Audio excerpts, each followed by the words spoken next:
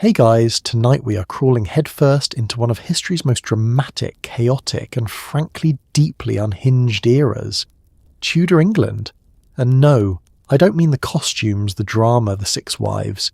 I mean the actual daily life, the bits they don't put in the gift shop, the parts that would make your modern self sit down, take a very long breath, and quietly book a one-way ticket back to the 21st century. So before you get comfortable, take a second to like the video and subscribe, but only if you actually enjoy this. Seriously, no pressure. And leave a comment letting me know where you're watching from and what time it is. I genuinely love seeing that. Also, a huge thank you to the viewer who suggested this topic. You know who you are, and you are clearly a person of exquisite, if slightly morbid, taste. Suggestions like yours are what keep this channel going. So thank you from the bottom of my historically traumatized heart. And if you haven't already, the channel is now on Spotify. Link is in the description if you'd rather drift off to this while pretending to be asleep on the bus. Now, dim those lights, turn on a fan, pull your blanket up to exactly the right spot, that perfect tuck where the world feels manageable, and settle in, because tonight we're going somewhere that smells like tallow candles, boiled meat, and very old wool. Before we go back though, let's just pause for a second. Have you ever wondered what it would actually feel like to live in Tudor England? Like, what did people eat for breakfast when Eggs Benedict hadn't been invented and coffee didn't exist? Did anyone ever just say no to the king even once? What happened if you got sick and the doctor's solution was a handful of live beetles and a stern look?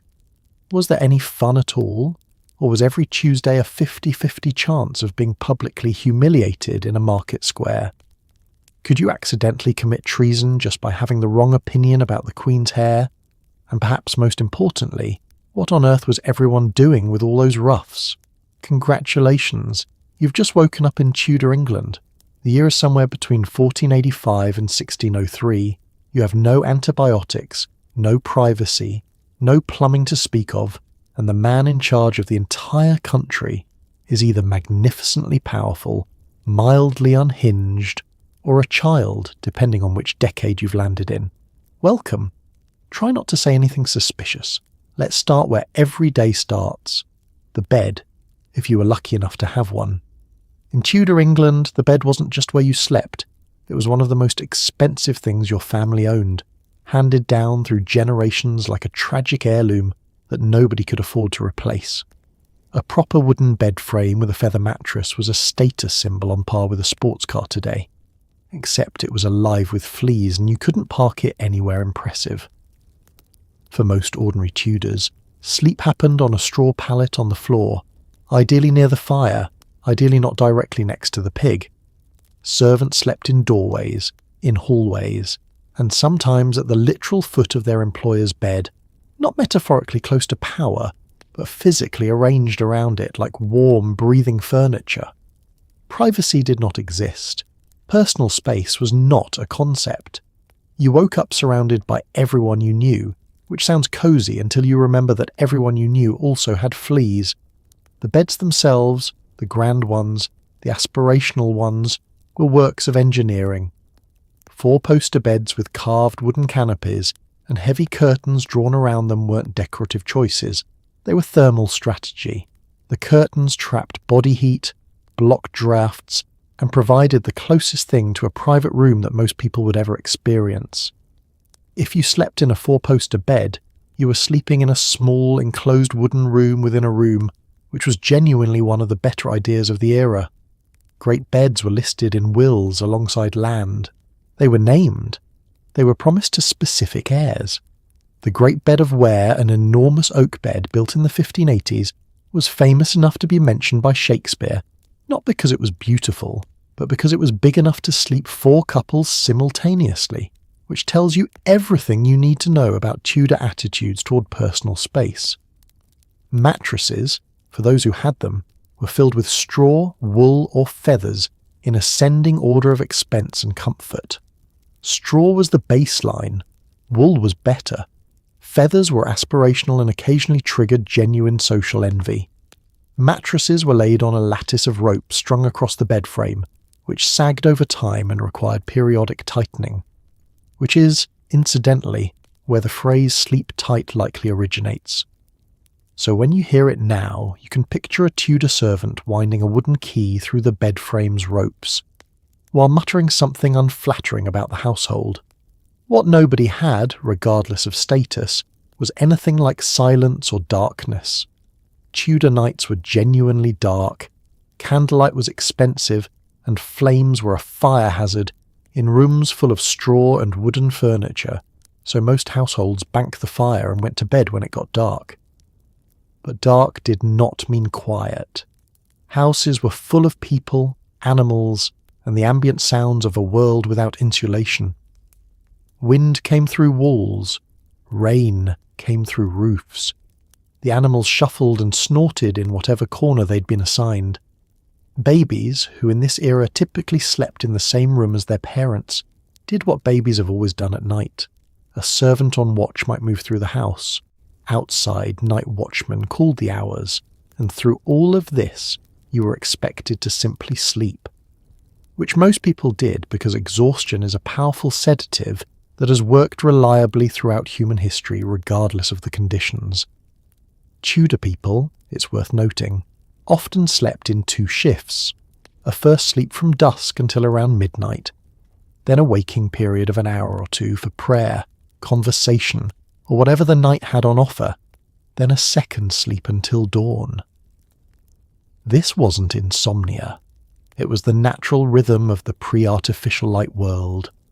You weren't lying awake worrying. You were doing what humans had done for centuries, sleeping in chapters, rising in the dark, then going back under, which is genuinely not the worst system ever devised, just considerably crunchier. You've woken up in Tudor England. Nature is calling. This is already a problem. There are no bathrooms, as you understand them, no gleaming tiles, no hot water, no satisfying flush that makes everything disappear and become someone else's concern. What you have, if you're a person of moderate means, is a chamber pot, a ceramic or wooden bowl that lives under your bed, gets used throughout the night by multiple members of the household, and in the morning is carried, open, steaming, deeply committed to its purpose, and emptied out the window or into the nearest street. There was a phrase for this, garde l'eau, borrowed from the French, meaning roughly watch out below. People did not always watch out. The streets of Tudor towns were essentially open drainage systems, a slow-moving river of refuse that everyone agreed to pretend wasn't happening. Even in the grandest houses, the gap between the life portrayed in the portraits and the life actually lived in the mornings was very, very wide. Wealthier households had slightly more dignified arrangements. A close stool, a padded seat with a chamber pot concealed inside a wooden box, was the Tudor luxury toilet. It sounds like a minor upgrade, and it was, in the sense that you were now sitting down while doing something fundamentally unchanged. Royal close stools were upholstered in velvet, trimmed in fringe, and attended by the groom of the stool, one of the most sought-after positions at court. The groom of the stool assisted the monarch with his most private moments and was, as a result, closer to the king than almost anyone else in the kingdom. Proximity to power in Tudor England was literal. The man who handed Henry VIII his towel afterward had the king's ear in a way that ambassadors could only dream of. This is perhaps the most Tudor thing that has ever happened. For those without close stools, chamber pots, or access to the crude outdoor privies that existed in some town properties, the options required creativity and a willingness to use the outdoors. Garderobes, small alcoves built into the walls of castle and manor houses, with a shaft dropping into the moat or a pit below, served the upper end of the social scale at home. The smell that rose from these shafts was significant enough that the garderobe was also sometimes used to store wool and furs, because the ammonia fumes kept moths away. Medieval and Tudor sanitation, solving 2 problems at once, in the most uncomfortable way possible. The City of London made periodic attempts to regulate where waste could and could not be deposited. Ordinances forbade throwing things directly into the Thames, which was both the city's water supply and its principal dump. These ordinances were cheerfully ignored. The Thames in Tudor times was warm, slow-moving, and carrying considerably more than river water. Plague years made things worse. Everything made things worse. What nobody had in any social position was the understanding that human waste was a disease vector. Germ theory was centuries away. The miasma theory, the idea that bad smells caused illness, was the operating framework, which meant that the response to an unpleasant smell was to cover it with a better one, not to remove its source.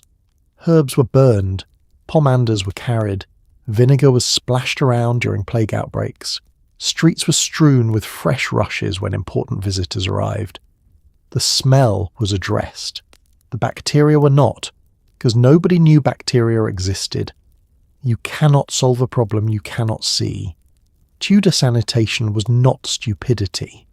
It was the genuine limit of what was knowable at the time, applied, unfortunately, right there on the street below your window every single morning. Breakfast in Tudor England was not the gentle civilised affair of toast and a quiet scroll through your phone. It was immediate, functional, and it started with ale.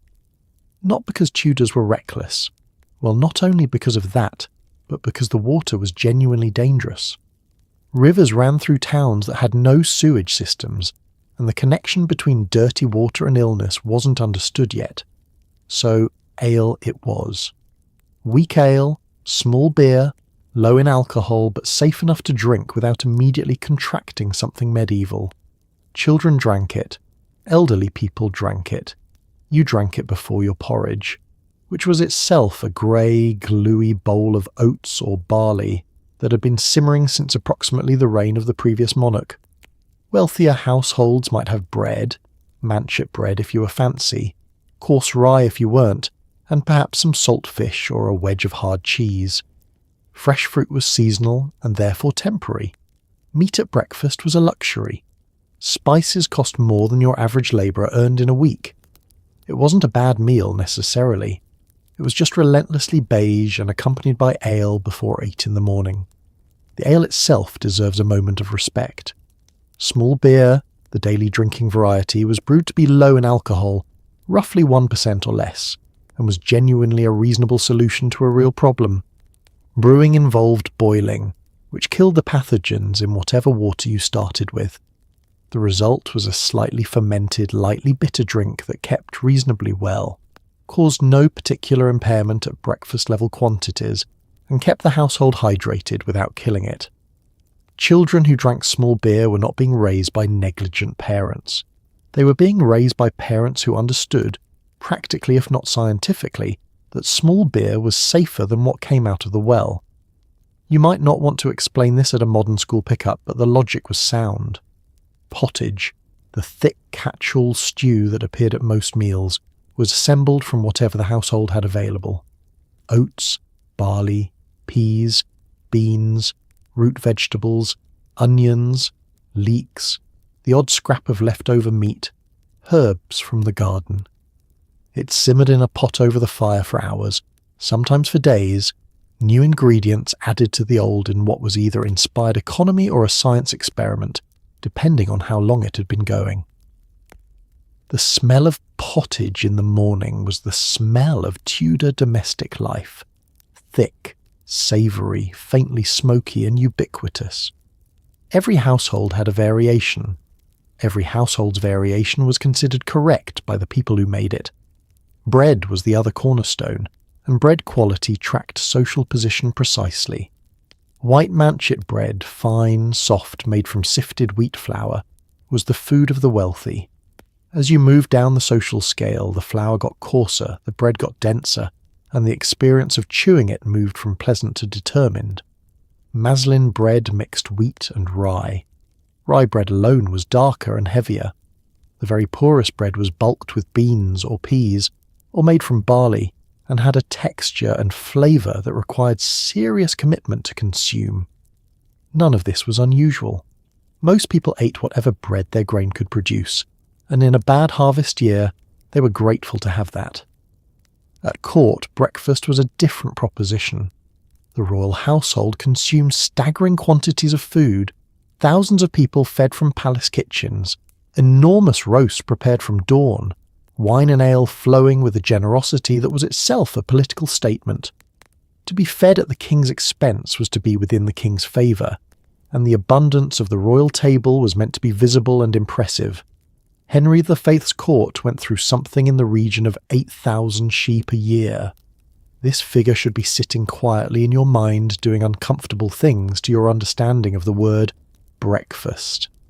Getting dressed in Tudor England was a project. It required time, assistance, and a fairly high tolerance for discomfort. First came the linen, a shift or smock worn directly against the skin, which was washed more often than the outer garments, and served as a sort of permanent inner layer you just lived in. Over that came the layers: doublets, kirtles, bodices, petticoats, hose, all fastened with laces and pins because zippers were centuries away and buttons were still being used sparingly like a precious resource. And then, for those who could afford it, there was the ruff. The ruff was a starched linen collar that framed the face in a wide, elaborate circle, making everyone look like they were being presented on a decorative plate. It required starch, which had to be made. It required an iron, which had to be heated in the fire. It required skill to pleat and set. And once it was on, you could not comfortably turn your head, lean forward over a table, or eat anything with any kind of sauce. Fashion had decided that this was the pinnacle of sophistication, and nobody was in a position to argue. The ruff grew throughout the latter half of the 16th century with a kind of competitive enthusiasm that suggests nobody involved stepped back and asked obvious questions. By the 1580s and 90s, ruffs had reached widths of a foot or more on each side, requiring wire supports to hold their weight, requiring fresh starch after every wearing, requiring a dedicated assistant to put on and take off correctly. They yellowed in the rain, they wilted in humidity, they caught soup, they made sleeping in them impossible, which meant they had to be removed and carefully stored every night and reassembled every morning. The effort invested in maintaining a large, fashionable ruff across a single week would, by modern estimation, qualify as part-time employment. Women's fashion involved its own particular engineering challenges. The farthingale, a framework of hoops worn under the skirt to give it its characteristic wide, structured shape, was constructed from wood, whalebone or wire, and worn strapped around the hips underneath layers of petticoats and the outer skirt. It kept the skirt in its correct shape, regardless of what the wearer was doing, which was useful for posture and appearance and somewhat less useful for sitting in chairs, passing through doorways, or doing anything that required moving through the world at normal human dimensions. Bodies were stiffened with whalebone, wooden busks, or even sheets of iron in extreme cases, the goal being a smooth, rigid front that showed no evidence of human softness underneath. This was considered attractive. The woman inside the structure was considered to be the point of the structure, but only just. Men in this period should not be overlooked sartorially. The doublet, a fitted jacket worn over the shirt, was padded across the chest and shoulders to create an idealized silhouette of broad-shouldered male power. Trunk hose, which covered the upper thigh, were padded to emphasize the leg. Shoes had square toes of increasing width. Everyone was wearing a subtle costume of exaggerated human form, constructed from fabric and padding, designed to project an authority and physical ideal that the natural body was rarely left to demonstrate on its own. Shoes, for ordinary people, were leather and simple. For the fashion-conscious at court, they were made from embroidered velvet, trimmed in gilt, and worn for their appearance rather than their practicality in the streets of a Tudor city, which were not embroidered velvet's natural environment. The gap between how Tudor clothing was designed to look and what Tudor streets required of the people wearing it was significant, ongoing, and resolved in favour of appearance every time. If you happened to find yourself smiling in Tudor England, observers could learn a great deal about you from your teeth, specifically how rich you were, because the wealthiest Tudors ate the most sugar, imported, expensive, fashionable sugar, and their teeth reflected this accordingly. Queen Elizabeth I, by the end of her reign, was famous for her blackened teeth, a side effect of a lifelong fondness for sweet things and zero access to modern dentistry. For everyone else, decay was still very much on the menu, just slower. There was no toothbrush. Some people rubbed their teeth with a cloth and a little salt. Some chewed on twigs. Most simply endured. Toothaches were treated with herbal pastes, vinegar rinses, and eventually, when things got bad enough, extraction. Extraction was performed by the barber surgeon, the same man who cut your hair and performed minor surgeries, working by daylight with pliers and speed. Since speed was the only mercy available, there was no anaesthesia. There was maybe some ale. You sat down, gripped something, and hoped it went quickly. The barber surgeon was a practical figure and an important one. The distinction between barbers and surgeons was blurry for most of this period. Both belonged to the same guild until 1540, when surgeons separated into their own company, though in practice the overlap continued in smaller towns and among the general population. What the barber surgeon offered was practical physical intervention, bloodletting, tooth extraction, setting broken bones, lancing infected wounds, and the cutting of hair, all under one roof, which had the virtue of convenience even if the hygiene was concerning. Instruments were not sterilised in any meaningful sense. They were wiped. The barber's pole, red and white stripes, is still with us today, the red representing blood and the white representing bandages. A cheerful reminder that your barber's historical predecessor was primarily in the wound management business. Toothache in Tudor England was not a minor inconvenience. It was a sustained, sleep-disrupting, personality-altering ordeal that could last for weeks before it was resolved, and resolution meant extraction, which was its own ordeal. The accepted treatments while you waited involved applying cloves to the affected tooth, which genuinely helped, as cloves contain eugenol, a mild anaesthetic, as well as various herbal pastes, vinegar and wine. A poultice of heated salt held against the cheek was common. Prayers to St. Apollonia, the patron saint of toothache, were offered in considerable volume throughout the period. An infected tooth, untreated, could and did kill people. The infection could spread to the jaw, to the throat, and from there into the bloodstream. Sepsis from dental infection was not an unusual cause of death in Tudor England. This means that the same thing which today sends you to a 20-minute appointment with a local anaesthetic and a follow-up antibiotic prescription was, 500 years ago, a genuine mortality risk. The mouth was not a separate system with its own minor concerns. It was connected to everything, in ways Tudor medicine understood imperfectly and could address barely at all. Wealthy Tudors sometimes wore false teeth, carved from bone, ivory, or taken from the recently dead, which was a practice that continued for centuries and should perhaps not be examined too closely over dinner. These were primarily cosmetic, functioning better in the portrait than in the meal. Adhesion was not reliable. Chewing was not the point. The point was to smile at court without alarming anyone, which is a motivation that has remained surprisingly constant across the centuries. Elizabeth I is reported to have refused dental extraction for years, partly out of fear, partly out of stubbornness, until the pain became so severe that the Bishop of London had a tooth pulled in her presence to demonstrate that it was survivable. After witnessing this, she agreed to the procedure. This is arguably the most relatable thing a Tudor monarch ever did. Falling ill in Tudor England was a nuanced experience, in the sense that your options for surviving it range from bad to considerably worse. Tudor medicine operated on the theory of the four humours: blood, phlegm, yellow bile and black bile, and the belief that health was a matter of keeping these substances in balance. Got a fever? Too much blood. Solution: remove some. Bloodletting was performed with a lancet or a leech, sometimes dozens of leeches, applied to various parts of the body while the patient grew progressively weaker and the doctor grew progressively more confident. Feeling melancholy? That's excess black bile. The cure was purging, violent, miserable purging, through laxatives or induced vomiting. Skin rash? Perhaps a poultice of pigeon dung. Headache? Shave the head and apply a plaster. Many treatments were plant-based and actually did something useful. Tudor herbalists knew their rosemary and their willow bark. But many others simply made things worse while giving everyone involved the feeling that something purposeful was happening. If you recovered, the doctor got the credit. If you didn't, God had other plans. The system had a certain internal logic, which is almost more alarming than if it had none at all. The four humours were mapped onto seasons, ages, temperaments and elements.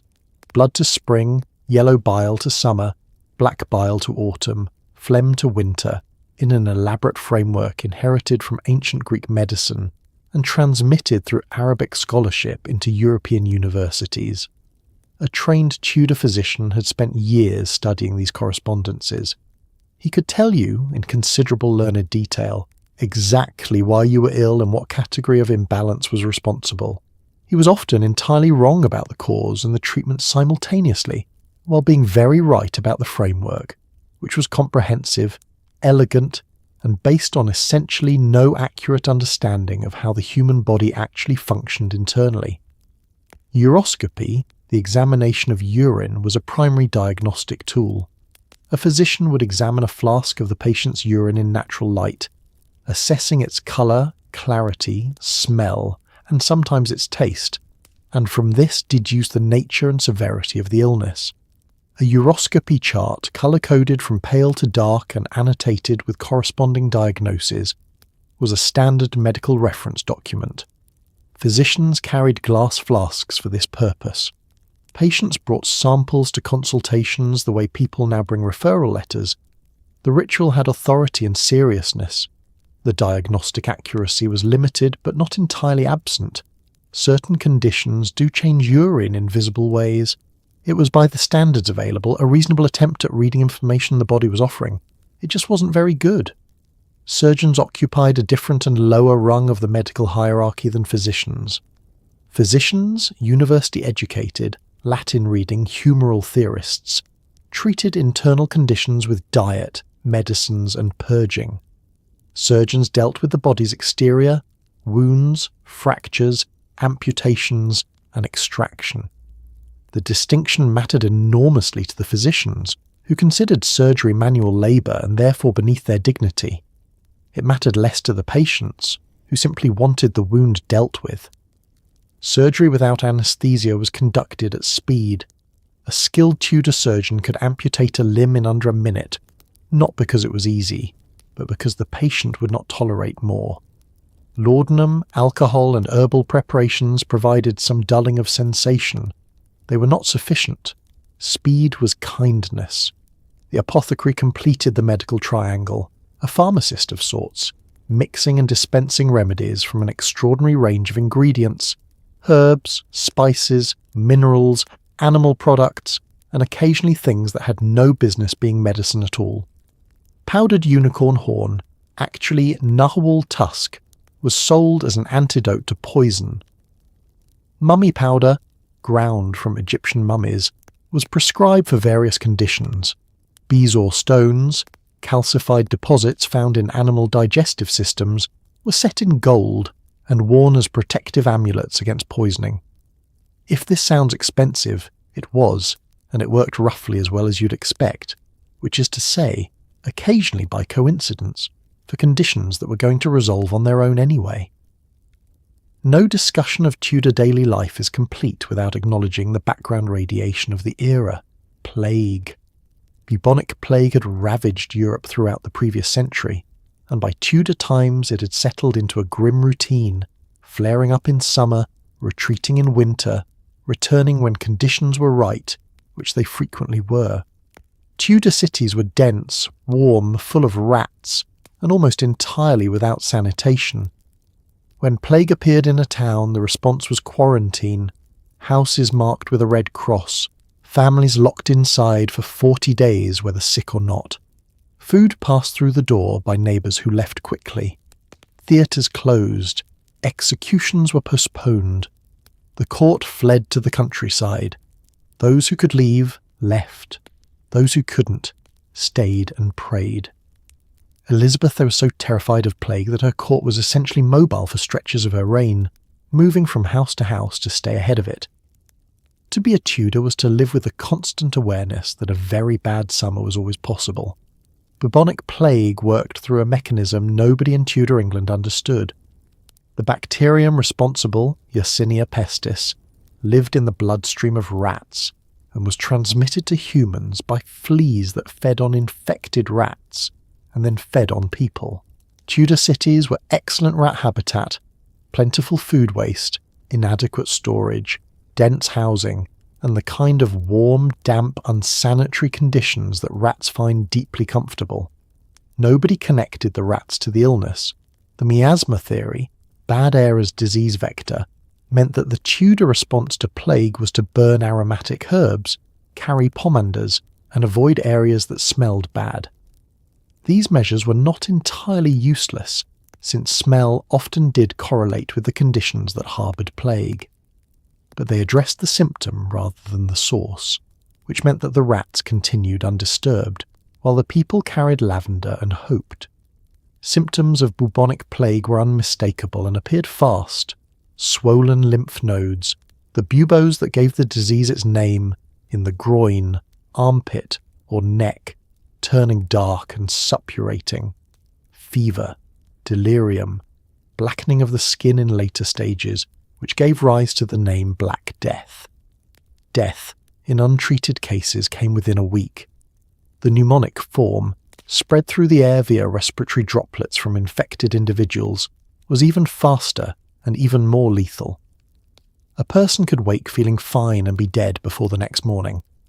The mortality rate in untreated bubonic plague runs at roughly 30 to 60%.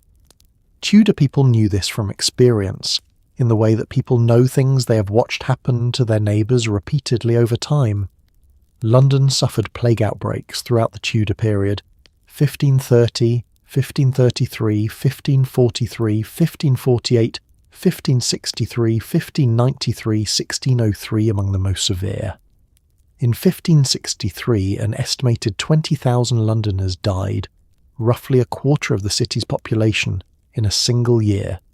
The city marked infected houses, closed public gatherings, and attempted to remove the poor from the streets, since poverty and plague clustered together in the same dense, unsanitary neighbourhoods. The wealthy left. This was effective for the wealthy. For everyone who remained, the summer was simply endured until either the cold killed the fleas and ended the transmission season, or there was nobody left susceptible in sufficient density to sustain the spread. The psychological weight of living with plague as a permanent background possibility is difficult to fully translate into modern terms. It was not dramatic exactly.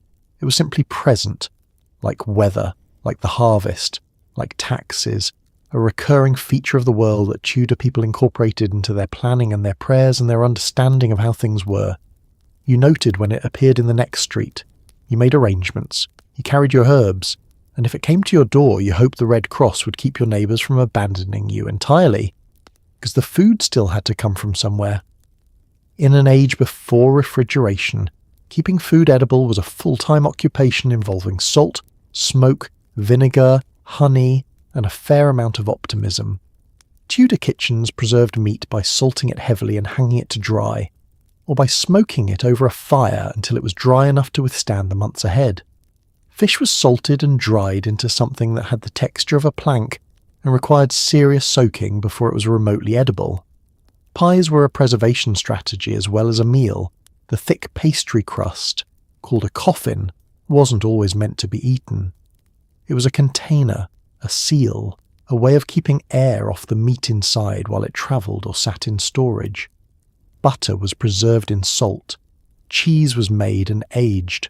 Root vegetables were stored in cool cellars through the winter, and fruits were preserved in sugar syrup if you were wealthy, or in honey if you were not. Nothing was wasted because waste in a world with unreliable harvests was a luxury nobody could afford. Meals that had turned slightly were dressed with vinegar and spices to mask the edge. Whether this always worked is a question best answered by Tudor mortality rates. Salt was not a seasoning, it was infrastructure. The entire food supply of Tudor England depended on salt, for preserving fish, for curing meat, for extending the useful life of butter and cheese through the months when fresh alternatives were unavailable. Salt was taxed, traded and hoarded. Households with means kept it locked away in a salt cellar, a prominent piece of table furniture, and its position relative to the guests at a formal dinner mattered. Sitting above the salt meant you were important. Below it, you were not. This is where the phrase comes from, and it tells you something about how seriously Tudor England took its condiments. Smoking was the other great preservation technology, and it required a dedicated space, a smokehouse or a chimney wide enough to hang meat above the fire for extended periods. The smoke dried the meat and deposited compounds that inhibited bacterial growth, extending the usable life of pork, beef and fish by weeks or months. Smoked herring, red herring, deeply pungent from extended smoking, was a staple of the Tudor diet, particularly for people who couldn't afford fresh meat and needed protein through the winter. It smelled astonishing. It lasted practically forever. These two facts were directly related. The spice question deserves attention, because Tudor food's relationship with spices is frequently misunderstood. Spices, pepper, cinnamon, nutmeg, cloves, ginger, were expensive not because they were rare in the sense of impossible to obtain, but because the trade routes that brought them from Asia to Europe were long, complex, dangerous, and controlled by intermediaries who added cost at every stage. The desire for direct access to spice routes was one of the driving forces behind the Age of Exploration. But in a Tudor kitchen, spices were used not to mask the taste of rotting meat, as popular history has suggested, but because they were fashionable, flavourful, and a visible demonstration that a household could afford them. Heavily spiced dishes appeared at wealthy tables because spice was expensive and expense was the point. Serving guests a cinnamon-laden pottage was the Tudor equivalent of serving them something with truffles. It said something. Specifically it said, "We can afford this, and you are worth it." Hull, vinegar, verjuice, the pressed juice of unripe grapes or crab apples, and wine all served preservative functions in Tudor cooking, used to pickle vegetables, dress salads, and deglaze cooking pans in ways that added flavour while extending the life of ingredients. Tudor cooks were not working in ignorance.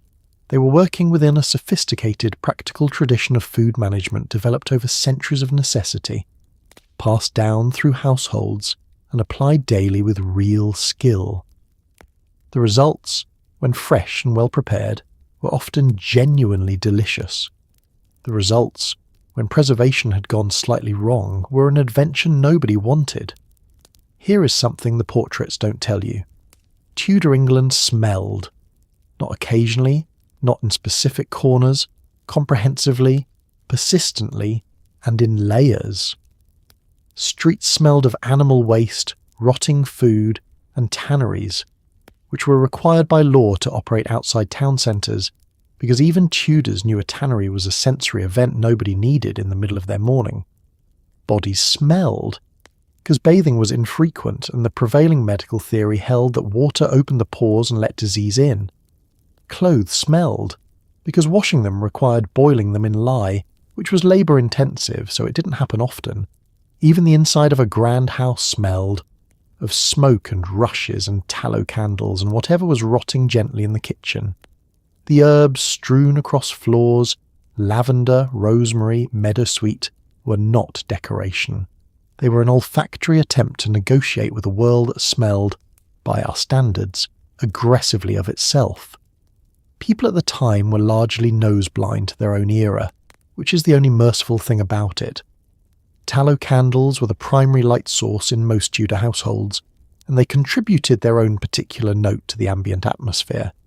Tallow, rendered animal fat, burned with a yellowish, guttering light, and a smell that registered somewhere between a kitchen and a butcher shop that had been left in the sun. Beeswax candles burned cleaner and smelled better, honey-warm, pleasant, almost wholesome, but beeswax was expensive and reserved for churches, wealthy households, and occasions important enough to justify the cost. Most ordinary Tudor evenings were conducted in the yellow smoky light of tallow, which was fine for visibility and less fine for the nose. You adapted. Everyone adapted because the alternative was darkness.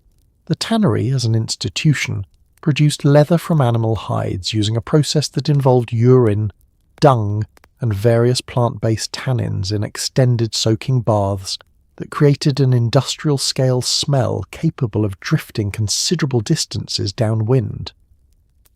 Cities required leather for shoes, harnesses, bookbindings, straps, and dozens of other purposes. The tanneries were therefore essential, and also deeply unwelcome as neighbours. Their placement outside town centres was a regulatory acknowledgement that some processes, however necessary, should not be experienced at close range if it could possibly be avoided. The Thames in London was a particular achievement in the olfactory arts. The river served simultaneously as drinking water source, transportation artery, fish habitat, laundry facility, and sewage disposal system for a city of somewhere between 50 and 200,000 people across the Tudor period, depending on the decade. In summer, the Thames ran slow and warm. By the time the river reached London Bridge, it had collected the contributions of every dye works, slaughterhouse, kitchen, and privy that drained into it upstream.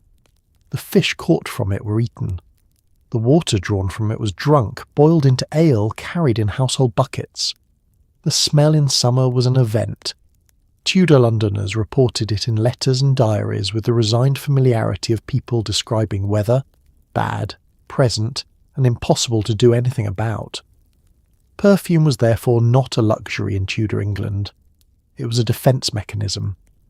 Pomanders, small perforated containers filled with dried herbs, citrus peel, cloves, and ambergris, were carried in the hand or worn at the belt and held near the nose when passing through areas that required it, which was most of them.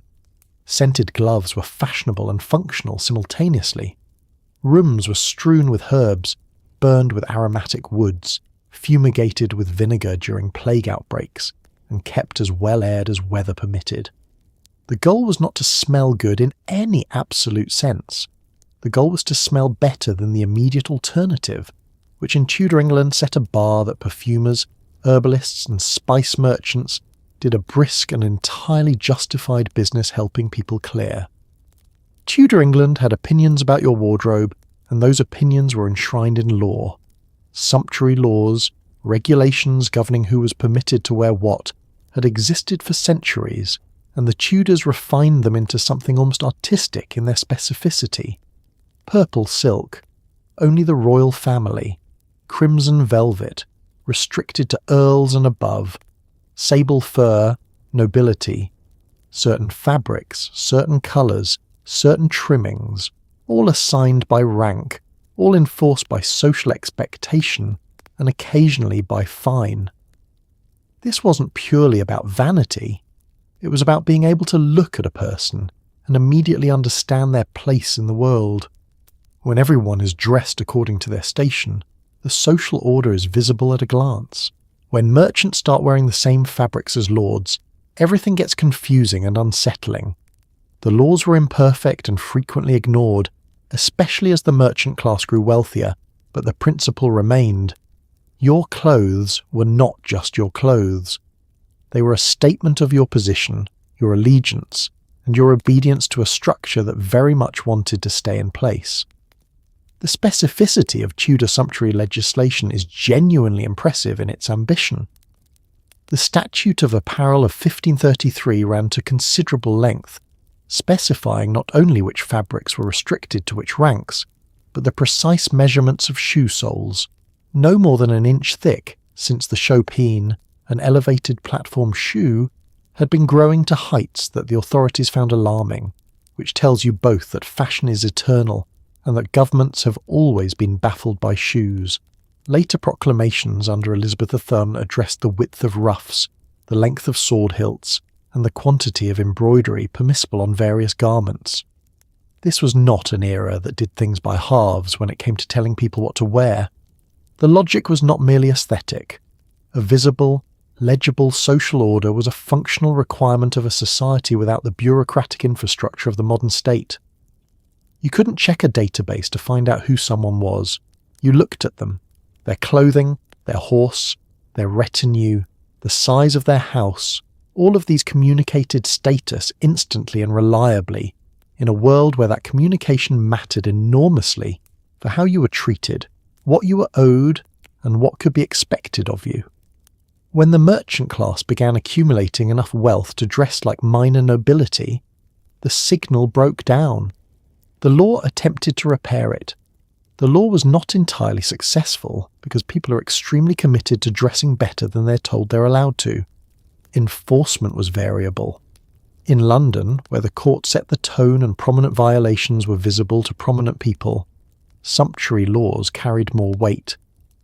In rural areas, enforcement was essentially local custom and social pressure, which operated on its own logic and didn't always align with royal proclamation. A prosperous yeoman farmer wearing a velvet trim nobody had technically authorised was less likely to be fined than simply looked at with the particular expression that English villagers have deployed across the centuries toward anyone who gets ideas above their station. The laws also encoded an anxiety about foreign influence that runs through Tudor culture at multiple levels. Imported fabrics, Italian silks, Flemish woolens, French velvets were fashionable and expensive, which meant they were desirable and also slightly suspicious. Wearing foreign luxuries signalled wealth, but also a certain cultural promiscuity, a willingness to be impressed by the continent that could tip into something more politically uncomfortable. The Tudor state wanted its subjects to be prosperous, properly dressed according to their rank, and not getting too excited about Italy. This is, in retrospect, a fairly tall order. Let's talk about marriage. Specifically, let's talk about what marriage actually was in Tudor England, because it bears almost no resemblance to the candlelit, consent-forward, emotionally centred institution that the word conjures today. Marriage in Tudor England was not primarily a romantic undertaking. It was a legal and economic arrangement between families, negotiated with the same energy and documentation as a property deal, because in many ways it was one. For the nobility and gentry, marriage involved dowries, jointures, land agreements, and lengthy negotiations conducted entirely by men on behalf of women who were sometimes not consulted and occasionally not informed until the arrangements were finalised. Age was not much of a barrier. Legal marriage was possible at 12 for girls and 14 for boys, though most ordinary people married in their mid to late 20s when they had the means to establish a household. Love was considered a nice bonus, but not a prerequisite. What mattered was alliance, inheritance, and the production of legitimate heirs. Romance did exist. Courtly love was a whole cultural tradition. People wrote each other letters and poems and experienced genuine feeling. But that feeling operated within a framework where practical considerations came first, affection was secondary, and a woman's consent, while technically required by the church, was in practice heavily influenced by the expectations of everyone around her. The dowry was the central financial mechanism of Tudor marriage, the sum or property that a bride's family transferred to the groom or his family upon the wedding, representing the bride's share of her family's wealth and cementing her transition from one household to another. A good dowry made a woman marriageable. A poor one limited her options considerably. Families saved, strategized, and sometimes went into significant debt to provide daughters with dowry sufficient to attract suitable matches. For her part, the bride received in exchange a jointure, a guarantee of income or property that would support her if she survived her husband. The negotiation of these terms could take months. Lawyers were involved. Witnesses were summoned. The emotional condition of the actual bride during this process was noted, if at all, in the margins. The church required verbal consent from both parties. A bride who clearly said no could not be validly married, at least in theory. In practice, the weight of parental expectation, social pressure, and the genuine absence of any alternative life path for a woman who refused to marry meant that consent was not always as freely given as the ceremony suggested. Girls were not always dragged screaming to the altar. They were sometimes brought there having been persuaded, pressured, reasoned with, emotionally managed, and presented with a choice between this husband and no husband, with no husband meaning a life of dependency, reduced status, and indefinite uncertainty. Many accepted their arranged matches with equanimity and made the best of them. Some found genuine companionship within them. Others did not, and had very limited recourse. Among the nobility, the marriage negotiations could take on an international dimension that added layers of complexity and stakes. Henry VIII's own marital history is the most famous illustration of what happened when royal marriage, political alliance, dynastic anxiety, and one man's personal preferences collided without a clean resolution available. His 6 marriages were not, by Tudor standards, the product of unique personal recklessness. Royal marriages were always political, but the speed and nature of their endings moved well beyond what the system was designed to accommodate, and the consequences rippled outward into law, religion, and the lives of everyone in England for generations. For ordinary people, the farmers, the artisans, the shopkeepers, marriage was somewhat more personal in its origins and somewhat less weighted with political consequence. Couples often knew each other before marriage, sometimes for years, through the overlapping social worlds of village life, parish community, and seasonal work. Courtship existed, conducted under the watchful eye of family and community, with clear expectations about where it was going and how long it should reasonably take. A man who courted a woman for too long without proposing was not romantic, he was a problem, and a couple whose courtship became too physically familiar before the wedding would find their community had opinions about this, loudly and specifically, in a tradition called rough music, a gathering of neighbours making noise outside the offending household, with pots and drums and shouted commentary. Medieval social media, essentially. Just louder and with more kettles. Let's talk about childbirth. Specifically, let's talk about it in the way that Tudor women experienced it, which was nothing like the hushed, medically managed, pain-controlled event that the word suggests today. Childbirth in Tudor England was an event that took place entirely among women. The husband was not present, medical men were rarely involved, and the birthing chamber was a female space with its own rituals and hierarchy. A midwife attended, along with female relatives and neighbours who served as witnesses and support. The room was kept warm and dark, windows were covered, and the woman was expected to labour in a space insulated from outside air, which was believed to be dangerous.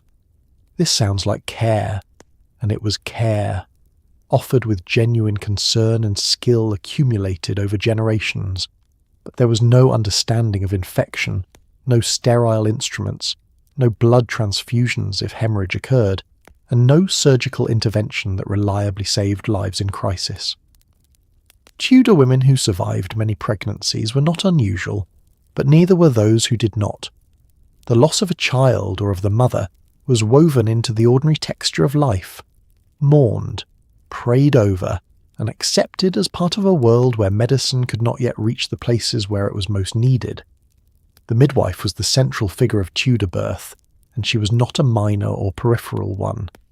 Midwifery was a skilled, experienced, community-embedded practice, passed down through women who had attended hundreds of births and accumulated practical knowledge that no university education offered, because universities did not admit women, and obstetrics was not part of the formal medical curriculum in any meaningful sense. A good midwife was one of the most important people in a community. She knew what presentation the baby was in. She knew what to do when labour stalled. She knew how to turn a baby, how to manage a hemorrhage, how to support a woman through a labour that was taking longer than it should. She also served a legal function, present as a witness to the birth, responsible for confirming the child's sex and legitimacy, sometimes required to testify in inheritance disputes. The midwife knew everyone's secrets, accumulated over years of attending the most private moments of community life, and was generally trusted to keep them. The birthing chamber itself was a prepared space. Rushes were laid fresh. A fire burned regardless of the season, because warmth was considered essential. The windows were shut and covered with cloths, because air, particularly cold or night air, was considered dangerous to both mother and newborn. This created an atmosphere that by modern understanding was warm, oxygen sufficient, and not especially well ventilated, but represented the best available practice of the time. Candles burned, women prayed, relics or sacred objects, a girdle blessed by a saint, a piece of holy cloth, were sometimes placed on or near the labouring woman as spiritual protection. The atmosphere was managed with the same seriousness that a modern operating theatre manages its sterile field in pursuit of the same goal with very different tools. Jane Seymour, third wife of Henry VIII, died 12 days after giving birth to the future Edward VI in 1537, almost certainly from puerperal fever, a bacterial infection of the uterus that was the leading cause of postpartum death in an era before antibiotics or any understanding of how infection spread. She was attended by the best physicians in England, in the most resourced royal household in the country, and died anyway, because the medicine of the time could not address the cause of her decline.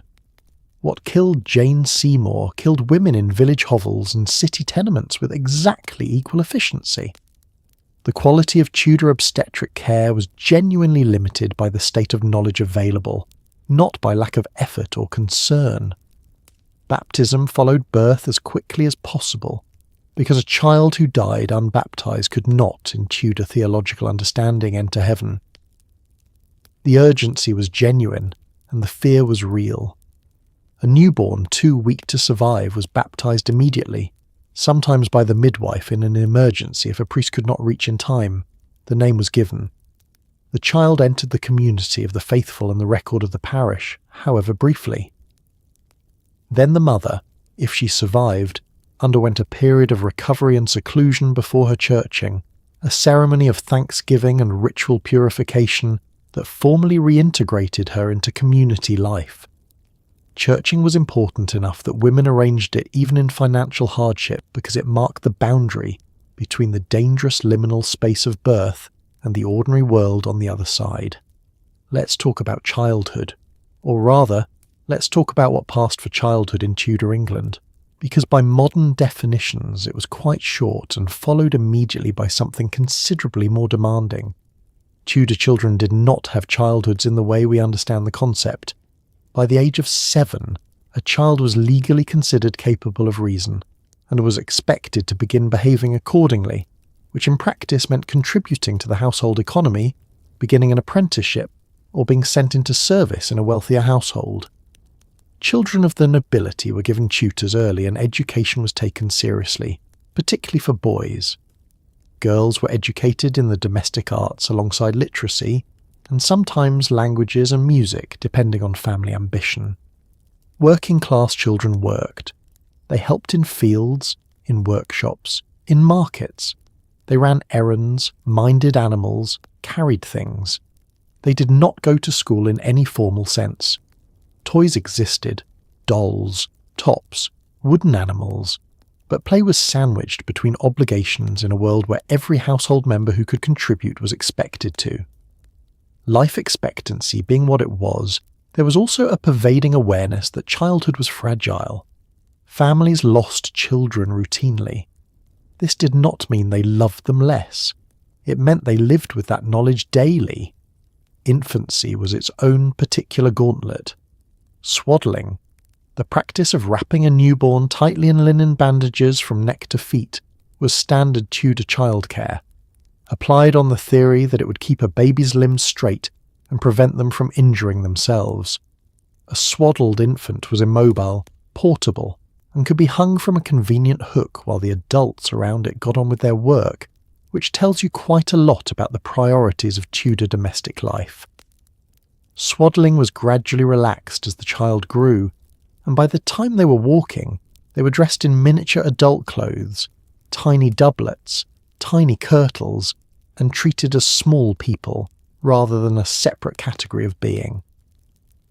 Wet nurses were employed by wealthy families who considered breastfeeding incompatible with the rapid return to social and reproductive function expected of noble women. The wet nurse, a woman from a lower social class, usually recently delivered of her own child, hired to nurse the wealthy infant, was a common figure in Tudor households above a certain level. This practice has attracted retrospective criticism for separating infants from their mothers during a critical bonding period. But its logic within the Tudor world was straightforward. A noblewoman who was nursing could not become pregnant, and becoming pregnant was her primary obligation. The system was not designed around infant psychology. It was designed around inheritance. Apprenticeship was the standard path for boys of the middling and lower social orders who were not destined for the church or academic education. At around the age of 7 to 14, depending on the trade and the family's circumstances, a boy would be bound by a formal legal agreement to a master craftsman for a period of 7 years, living in the master's household, learning the trade, receiving board and lodging in lieu of wages, and emerging at the end as a journeyman, qualified to practice but not yet established. The trades available range from goldsmith to baker, to glover to printer, and the guild system that governed them maintained quality standards, set prices, and controlled access to the profession, with the comprehensive authority of institutions that had been doing things a particular way for a very long time, and saw no compelling reason to change. Girls went into service. A girl from a modest family who was not destined for marriage in the immediate future might be placed in a wealthier household at 10 or 12, where she would learn domestic skills, contribute to household labour, and exist in a social limbo between servant and companion. This was considered educational as well as economical. A girl who had served in a great household was more marriageable than one who had not, having acquired skills, connections, and a reference that money alone could not purchase. Whether the girls themselves found this arrangement satisfying is a question the historical record addresses only in the margins, through occasional letters and legal complaints that hint at lives considerably more complicated than the institutional description suggests. Time for school. Or rather, time for the experience that passed for school in Tudor England, which was intensive, Latin-heavy, physically demanding, and available to a narrower slice of the population than the word implies. If you were a boy in Tudor England with a family that could afford it, education was an available and increasingly valued path. Tudor grammar schools taught Latin, relentlessly, exhaustively, Latin, because Latin was the language of law, the church, medicine, and international correspondence. Reading, writing, arithmetic, and rhetoric followed.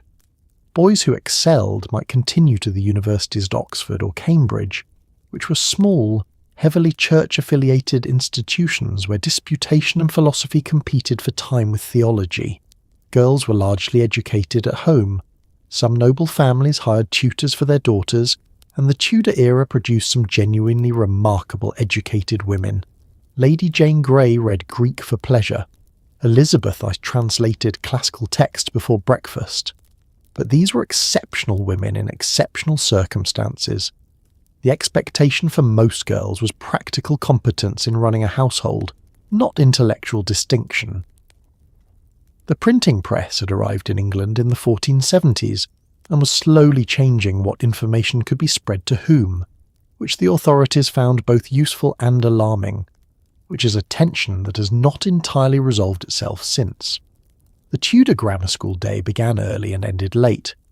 Boys arrived at 6 or 7 in the morning and remained until 5 or 6 in the evening, with a break at midday. The schoolroom was a single room, often attached to a church or guild hall, heated inadequately in winter and stifling in summer, presided over by a schoolmaster whose primary qualification was Latin fluency, and whose disciplinary tool was the birch rod, applied to the hands or back of any boy who made errors, spoke out of turn, or answered in English when Latin was required. Speaking English during Latin instruction was punishable in many Tudor schools, a rule enforced by appointing a rotating student spy, the asinus, the donkey, to report classmates who lapsed into the vernacular. This was considered pedagogically sound. The texts boys studied were ancient: Cicero, Virgil, Ovid, Terence, read, translated, memorized, recited, and discussed in Latin. The goal was not literary appreciation, though that sometimes developed as a side effect, but grammatical and rhetorical mastery, the ability to write and speak Latin correctly, eloquently, and persuasively. Rhetoric was a serious discipline, and boys learned to construct arguments, refute opponents, and present cases, skills that translated directly into the law, the church, and the royal administration that were the primary career destinations of educated Tudor men. The schoolboys who survived this training and went on to Oxford or Cambridge found similar conditions waiting. Disputations in Latin, theological controversies, and a curriculum that would be recognisable to anyone who had studied in any European university of the period, because they all ran on the same humanist framework. Humanist education, the recovery and study of classical Greek and Latin texts, brought to England largely through the influence of scholars like Erasmus and Thomas More, transformed Tudor schooling across the 16th century. The emphasis shifted from purely medieval scholastic philosophy toward the broader classical curriculum of grammar, rhetoric, logic, arithmetic, geometry, music, and astronomy. Thomas More educated his daughters alongside his son, an unusual decision he defended on principle. Women were equally capable of learning, he argued, and equally benefited from it. His daughter Margaret Roper became one of the most learned women in England, corresponding in Latin with Erasmus and translating works of classical theology. She was an exception that people pointed to, repeatedly, as evidence that the exception was possible without this translating into any systemic change. The printing press, arriving in England with William Caxton in 1476, did not immediately democratise education in any straightforward sense, but it began the long process of making texts more widely available than hand-copied manuscripts could ever be. Books became cheaper, though not cheap. The Bible in English, Tyndale's translation, then the authorised versions that followed Henry VIII's Reformation, meant that scripture could be read directly, without the mediating Latin of the Church. This was transformative and terrifying in equal measure to the authorities, who recognised immediately that a population reading scripture for itself was a population capable of drawing its own conclusions, which was not a development that power structures across history have ever greeted with uncomplicated enthusiasm. Let's talk about God. Or rather, let's talk about which version of God you were required to believe in this particular decade, because in Tudor England, the answer changed with the monarch, and getting it wrong had consequences that range from social discomfort to being tied to a stake while people you knew watched. To live through the Tudor period in England was to experience religion not as a stable background to daily life, but as a live political force that could change everything about how you worshipped, who you answered to, and whether disagreeing with the current arrangement might get you killed.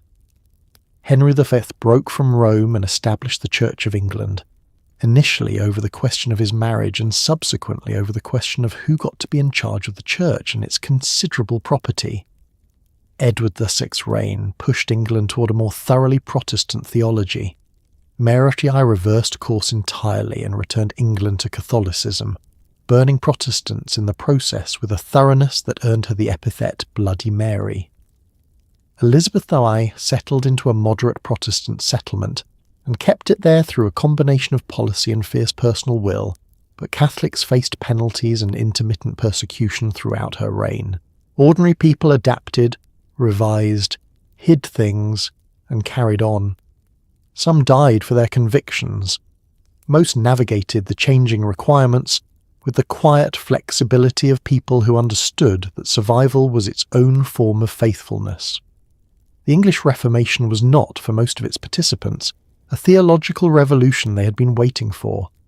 It was a political change imposed from above that carried theological consequences, and the population's response to it was as varied as the population itself.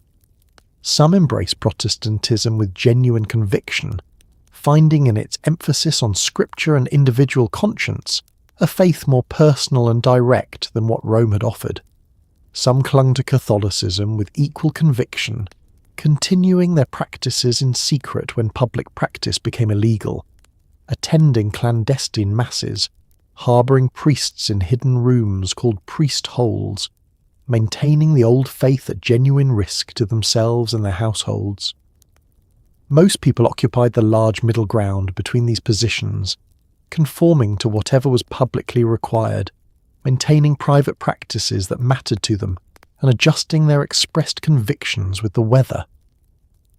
The dissolution of the monasteries under Henry III was perhaps the most physically transformative religious event of the Tudor period, and its effects were felt far beyond the religious houses themselves. Monasteries and convents had been for centuries the primary providers of hospitality to travellers, care for the sick and elderly, education for the communities around them, and poor relief for those with nowhere else to turn. When Henry dissolved them, first the smaller houses in 1536, then the larger ones in 1539, the land and wealth passed to the crown, and then, rapidly, to the new class of Protestant gentry who purchased it at favourable rates and became the principal beneficiaries of the Reformation's material consequences. The social safety net that the monasteries had provided was not replaced. The people who had depended on it found themselves in a landscape that had been reconfigured around them, rapidly and without their consultation. Martyrdom was real and it was public. The burning of Protestants under Mary I, nearly 300 people in 5 years, including Archbishop Cranmer, who had designed the Protestant liturgy under Edward VI, was conducted in town squares and marketplaces, designed to be witnessed and to serve as a warning. John Fox documented these deaths in his Book of Martyrs, published under Elizabeth II, which became one of the most widely read books in England, a Protestant testimony to the cost of faith that shaped English religious identity for generations. The burning of Catholics under Elizabeth, while less systematically conducted, was no less real for those who experienced it. The capacity of the Tudor state to make religious conviction a capital offence was demonstrated by both sides of the Reformation with approximately equal commitment. Prayer was daily and structured. The church calendar organised the year into a rhythm of fast days, feast days, and ordinary time that shaped when you ate, what you ate, when you worked, and when you rested. Lent, 40 days of fasting and abstinence from meat, was enforced not just by religious expectation, but by law, partly because the fish industry lobbied effectively for the economic benefits of mandated fish consumption. The enforcement of Lenten abstinence was therefore simultaneously a matter of spiritual discipline and Tudor fisheries policy, which is perhaps the most reliably Tudor thing that has ever happened. Let's talk about Tudor justice, and let's be clear from the start, Tudor justice was not primarily about rehabilitation. It was not concerned with proportionality in any modern sense. It was concerned with visibility, with making absolutely certain that consequences were seen, remembered, and communicated to everyone who might otherwise be tempted to make similar choices. In Tudor England, punishment was not a private matter. It was public, theatrical, and deliberately so, because a punishment nobody saw was a punishment that sent no message.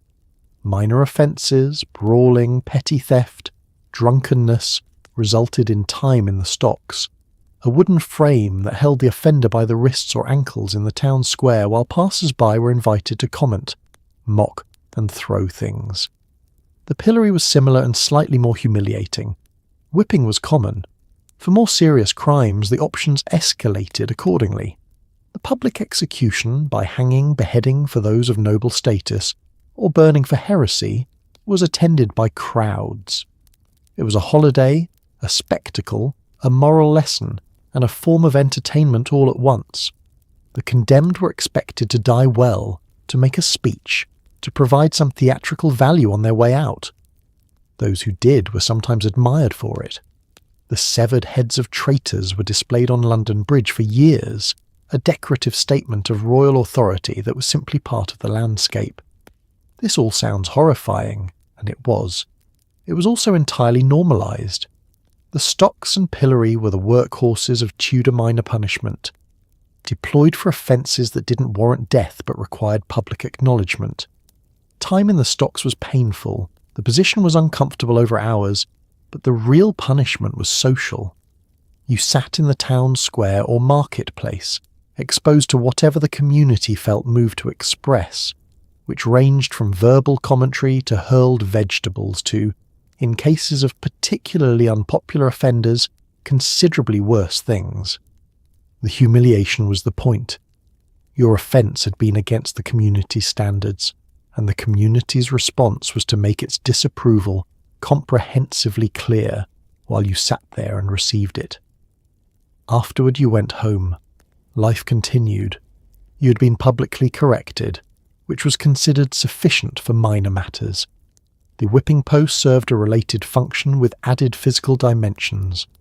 Public whipping was a standard sentence for vagrancy, being found on the roads without employment or visible means of support, which the Tudor state regarded with deep suspicion and legislated against with increasing severity as the dissolution of the monasteries and agricultural changes produced a growing mobile poor population.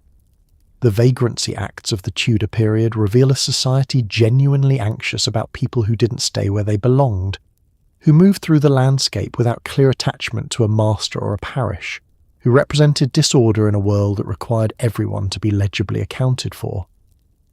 The response to this anxiety was whipping them back to wherever they had come from, which solved nothing but satisfied the requirement that something be done. Hanging was the standard capital sentence for felony, a category that included theft above a certain value, burglary, robbery, and a range of other offences that a modern legal system would treat with considerably more gradation. Tudor law did not distinguish between stealing a sheep and armed robbery in the way that might seem obvious. Both were potentially hanging offences, with the specific outcome depending on the judge, the jury, the victim's influence, and whether the defendant could claim benefit of clergy, the right to read a verse of scripture that, if successful, commuted a first offence to branding rather than death.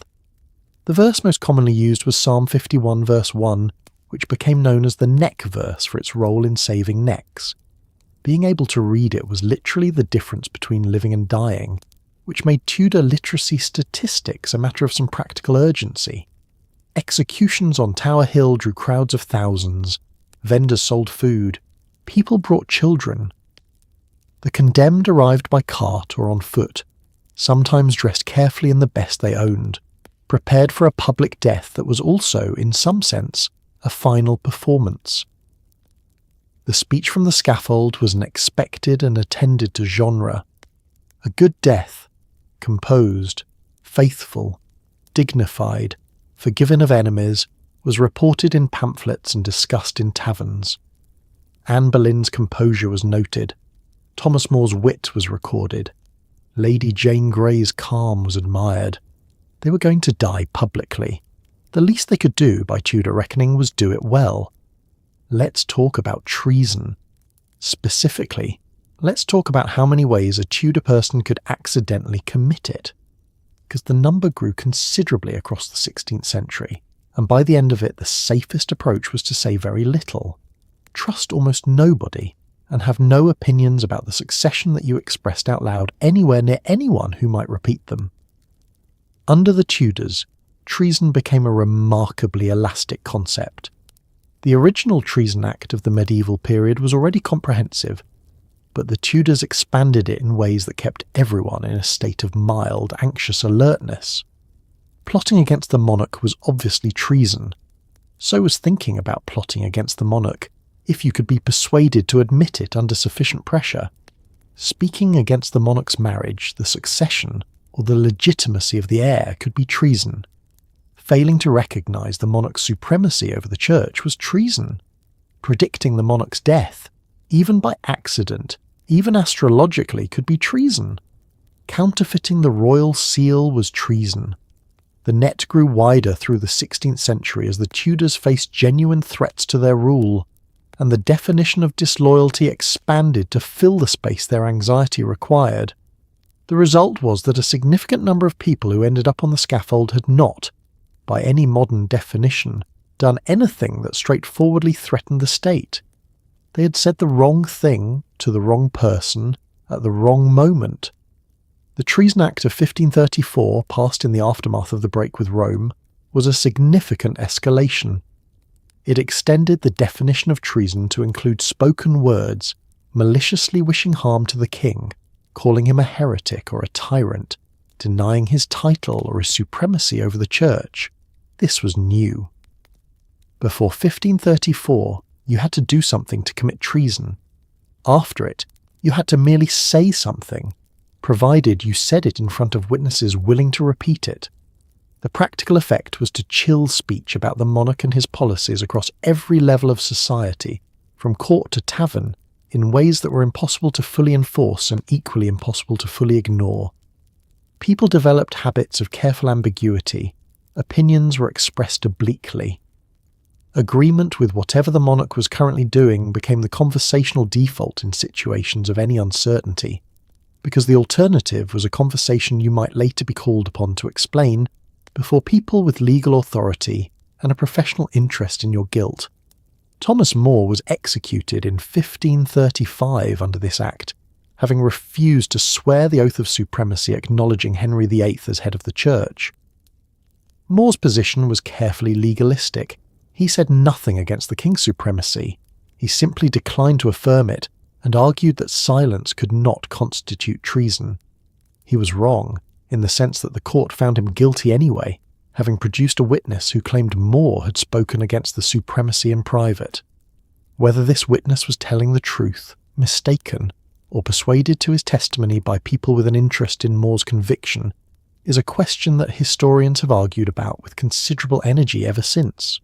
More died calmly, made a good speech, and became a Catholic martyr. Henry got what he wanted in either case, which was a demonstration that even the most respected figure in the kingdom was not above the reach of the expanded definition of loyalty. The Elizabethan period added its own contributions to the expanding architecture of treason. Jesuits and seminary priests entering England to minister to Catholic communities were, by an act of 1585, guilty of high treason, simply by being in the country. Helping them was also treason. Harbouring them was treason. The priest holes constructed in Catholic gentry houses, hidden rooms and concealed passages where a priest could hide during a search, were physical evidence of the legal jeopardy that ordinary religious practice had been placed in. Government pursuivants, essentially treason hunters, could search houses on suspicion, and did. The families who harboured priests accepted the risk in full knowledge of what it meant, which is either admirable or alarming depending on where you stand, and is probably both simultaneously. Words written down were as dangerous as words spoken, and considerably more durable as evidence. Letters were intercepted, manuscripts were seized. The government under Elizabeth employed a sophisticated intelligence apparatus. The network, built and run by Francis Walsingham, her principal secretary, that monitored correspondence, infiltrated Catholic networks, ran double agents, and decoded ciphered messages with a professionalism that would not seem out of place in a modern context. Mary Queen of Scots was executed in 1587 on the basis of letters, allegedly in her hand, implicating her in the Babington plot against Elizabeth. Whether the letters were authentic, altered or fabricated remains disputed. What is not disputed is that in Tudor England the written word was evidence, the spoken word was evidence, and the only completely safe position was one of such comprehensive, documented, enthusiastic loyalty that no imaginative prosecutor could find a foothold anywhere in your record. Let's talk about the Tower, not the gift shop version, not the beefeaters and the crown jewels version, the version that existed for the people who arrived there under guard, through the river gate, at the end of a boat ride they had not chosen to take. The Tower of London in the Tudor period was not primarily a historical monument. It was a working royal palace, an arsenal, a mint, a menagerie, and most relevantly for our purposes, a prison. Specifically the prison where people of importance were sent when the Crown wanted to think carefully about what to do with them. Being sent to the Tower was not necessarily a death sentence. Many people arrived and later left, somewhat the worse for the experience but alive. Others arrived and did not leave, or left only to be executed on Tower Hill. Anne Boleyn spent her final days there. Thomas More, Lady Jane Grey, Walter Raleigh paced its rooms for years. Torture, while officially requiring a royal warrant and therefore theoretically limited, was practiced inside its walls during periods of particular political tension. The rack was real. The thumbscrew was real. Confessions extracted under these conditions were then used as evidence in trials, a logical circle that Tudor authorities found entirely satisfactory. The Tower was ancient by Tudor times. William the Conqueror had begun construction of the White Tower in the 1080s, and by the 16th century it was a complex of buildings within multiple concentric walls, spread over 18 acres on the north bank of the Thames. Its residential apartments were comfortable by the standards of the period. Prisoners of sufficient importance were housed in rooms with fireplaces, allowed servants, permitted visitors under supervision, and sometimes given the freedom of a small exercise yard. This sounds almost tolerable until you remember the context. You were there because someone with absolute power over your life had decided you needed to be watched, and the question of whether you would leave was entirely outside your control. Sir Walter Raleigh spent 13 years in the Tower across 2 separate imprisonments. He wrote poetry there. He conducted scientific experiments. He planted a garden. He was also at any point one bad royal mood away from the block, and he knew it. The less comfortable arrangements were considerably less comfortable. The dungeon levels, the Salt Tower, the Beauchamp Tower, the Little Ease housed prisoners whose importance did not extend to fireplaces and servants. Little Ease was reportedly a cell so small that a person could neither stand upright nor lie fully extended, designed to maintain its occupant in a state of permanent physical discomfort that was not technically torture, in the way that everything not technically torture in Tudor England was not technically torture. The walls of the Beauchamp Tower are covered in inscriptions carved by prisoners during their confinement. Names, dates, mottos, symbols, they are still there. They are among the most quietly devastating things you can read in any building in England. The accumulated record of people with time and a sharp tool, and the need to leave some mark of their existence in a place that was trying to erase them. The instruments of torture were used selectively, requiring the warrant mentioned above, but the requirement for a warrant did not prevent their use. It simply created a paper trail that described what was happening in the careful, procedural language of official process. The rack stretched the body horizontally, dislocating joints, tearing muscle, and producing confessions with an efficiency that left survivors permanently physically damaged.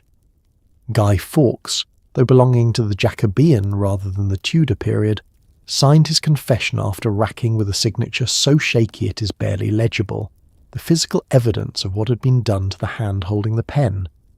The thumbscrew and the manacles prisoners hung by their wrists from the walls served similar purposes with more compact equipment. These things happened in a building you can visit today and take photographs of while children eat ice cream nearby, which is perhaps one of history's more disorienting juxtapositions. The menagerie kept at the Tower had existed since the 13th century, when the Holy Roman Emperor sent Henry III 3 leopards.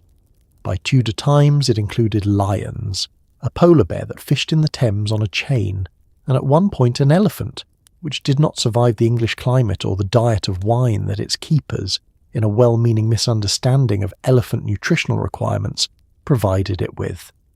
Visitors paid for admission.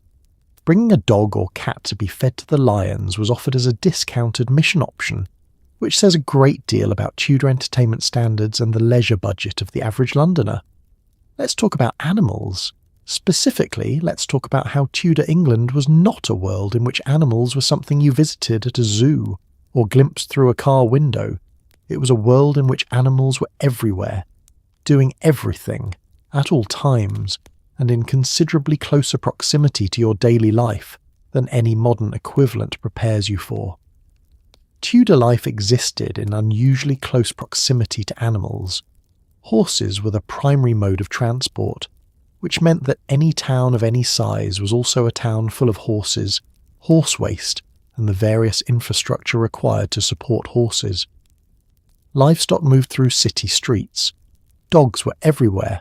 Working dogs, hunting dogs, dogs in the house, dogs in the kitchen stealing things.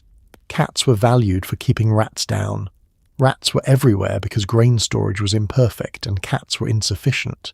The Tower of London kept a royal menagerie that at various points housed lions, bears, a polar bear and an elephant, partly as gifts from foreign powers, and partly because the Tudors found exotic animals impressive, which they were. Bear baiting was a popular entertainment. A chained bear fighting dogs while crowds cheered, and cockfighting was equally respectable leisure. The line between animals as companions, animals as working partners, animals as entertainment, and animals as dinner was drawn very differently from where we draw it now. Horses were the engine of Tudor England, not metaphorically but literally. They pulled carts, carried riders, hauled ploughs, and moved goods along every road in the kingdom. A city like London depended on a constant flow of horse-drawn transport to function, and that flow left its mark on every street in the form of manure, which accumulated faster than anyone could clear it, and was cleared imperfectly at best. Streets were unpaved in most areas, their surfaces a compressed mixture of earth, gravel, organic matter, and everything that horses and their attendant humans deposited there over time. Wooden platforms called jetties extended from the upper floors of buildings over the street below, ostensibly for additional floor space, but also helpfully placing the building's inhabitants slightly above the worst of what the street had to offer at ground level. Walking in Tudor London required attention, appropriate footwear, and a willingness to engage with your environment in a direct and unmediated way. The relationship between Tudor households and dogs was layered and functional. Hunting dogs, greyhounds, hounds, spaniels were status symbols as well as working animals, kept by those who could afford them and used in the hunts that were a central leisure activity of the Tudor upper class. Working dogs guarded, herded and pulled. Turnspit dogs, a now extinct breed, ran in wheels attached to kitchen spits to rotate the meat over the fire, an arrangement that was both practical and slightly morally complex to contemplate.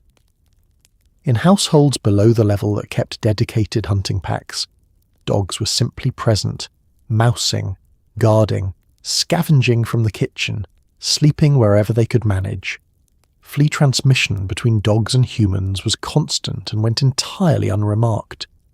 Bear baiting and bull baiting were popular entertainments of the Tudor period, conducted in purpose-built arenas, bear gardens, on the south bank of the Thames in London, directly across the river from the more respectable parts of the city, and conveniently located in Southwark, which housed a significant proportion of the activities that London wanted available, but preferred not to look at directly. A bear, chained to a post, was set upon by a succession of dogs trained to attack, while the crowd watched and wagered on the outcome. Elizabeth I attended bear baitings. Foreign visitors noted them with a combination of fascination and horror that the English interpreted entirely correctly as insufficient appreciation for a fine afternoon's entertainment. The same South Bank arenas that hosted bear baiting also hosted the theatre, the Globe, the Rose, which sat within walking distance of the bear garden and competed for the same afternoon audience. Tudor leisure was comprehensive and not especially squeamish. The keeping of exotic animals by the wealthy was a form of display as deliberate as any piece of art or architecture. A nobleman who maintained a collection of unusual birds, a private menagerie, or a carefully stocked fish pond was demonstrating mastery over resources, over nature, over the networks of trade and gift-giving that made such things possible. The gift of an unusual animal, a parrot, a monkey, a cheetah, was a diplomatic gesture that communicated connection, wealth, and a certain easy cosmopolitanism. Catherine of Aragon brought exotic birds to England. Henry VIII received a lion from a foreign power with the same diplomatic satisfaction that today's heads of state receive honorary degrees. The animal was beside the point. What mattered was what the giving of it said about the relationship. Let's talk about cleanliness. And let's be clear from the start that the Tudor relationship with personal hygiene is more complicated than the popular picture of a uniformly unwashed era suggests, but also more complicated in a direction that doesn't lead to any particularly reassuring conclusions. Tudor attitudes toward cleanliness were not what you might hope, but they were also not entirely what you might fear. The wealthy did wash, just not in ways that involved full immersion, which was considered medically risky. Hands were washed before and after meals with some regularity. The face was washed. Linen undergarments were changed and laundered, which was considered the primary method of achieving cleanliness, since linen touching the skin was believed to absorb impurities. Outer garments were aired and brushed, teeth were rubbed, and breath was treated with herbal preparations. Perfume and pomanders, small balls of aromatic substances carried in the hand or worn at the belt, were used to counteract smells, both one's own and the ambient world's. The nobility had access to bathhouses, and some bathed with more frequency than popular history credits them with. Elizabeth I famously bathed once a month whether she needed it or not, which was recorded because it was considered rather frequent and conscientious. So, cleaner than the stereotype, not clean by hours. The medical theory underlying Tudor bathing avoidance was internally coherent, which is what makes it so interesting. The humoral framework, combined with miasma theory, held that the skin was a permeable barrier through which bad air and disease could enter the body. Hot water opened the pores. This part is actually accurate in the sense that vasodilation does occur, but the conclusion drawn that open pores then allowed pestilential air to penetrate the body directly was the error. The logical response to this belief was to keep the pores closed, which meant avoiding hot baths, particularly during plague outbreaks. During the 1530 plague in London, public bathhouses were closed by order, not because they understood that water spread disease, but because they understood, through the wrong mechanism, that something about communal bathing during plague was making things worse. They were not wrong that it was, they simply did not know why. Linen was the Tudor solution to the hygiene problem that bathing was considered too dangerous to address directly. The principle was that clean linen against the skin absorbed sweat and impurity, and that changing it regularly, daily, ideally, in wealthy households, achieved a form of cleanliness that was socially and medically adequate. This is not entirely without logic. Clean linen does absorb, and the laundry process, boiling in lye, beating, rinsing, drying, killed a significant proportion of the bacteria and parasites in the fabric, which was more than outer garments typically received. The hierarchy of laundry effort tracked the hierarchy of wealth. Fine household linen was washed most frequently and most carefully. Outer garments of rough wool were spot-cleaned, beaten, and hung to air. The smell that accumulated in wool over weeks of wear was managed by herbs, by airing, and by the universal nose blindness of a society in which everyone smelled the same way and had no alternative reference point. Hair was a particular challenge and a particular preoccupation. Tudor hair was washed less frequently than body linen was changed, and the management of lice, which were endemic in populations of this period regardless of social class, was a regular domestic task. Fine-toothed combs designed specifically for lice removal were standard items in a household's kit. Regular combing was the primary intervention, supplemented by herbal rinses and, in severe cases, shaving the head entirely, which removed the habitat problem permanently if temporarily. This applied to children especially. A shaved head in a Tudor child was not a sign of illness or punishment. It was a practical response to a universal infestation that nobody regarded as extraordinary, because nobody had ever experienced anything different. The contrast between the resources devoted to appearing clean, perfume, clean linen, fresh gloves, powdered and scented hair, and what we would today consider the actual components of hygiene is the central paradox of Tudor cleanliness. The Tudors were not indifferent to dirt.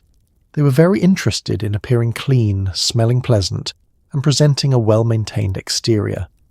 They simply pursued these goals through methods that addressed the appearance of cleanliness, while missing most of what we now understand cleanliness to actually consist of, which is, in its own way, a Tudor solution to a Tudor problem, ambitious in its goals, limited by the knowledge available, and conducted with great seriousness regardless.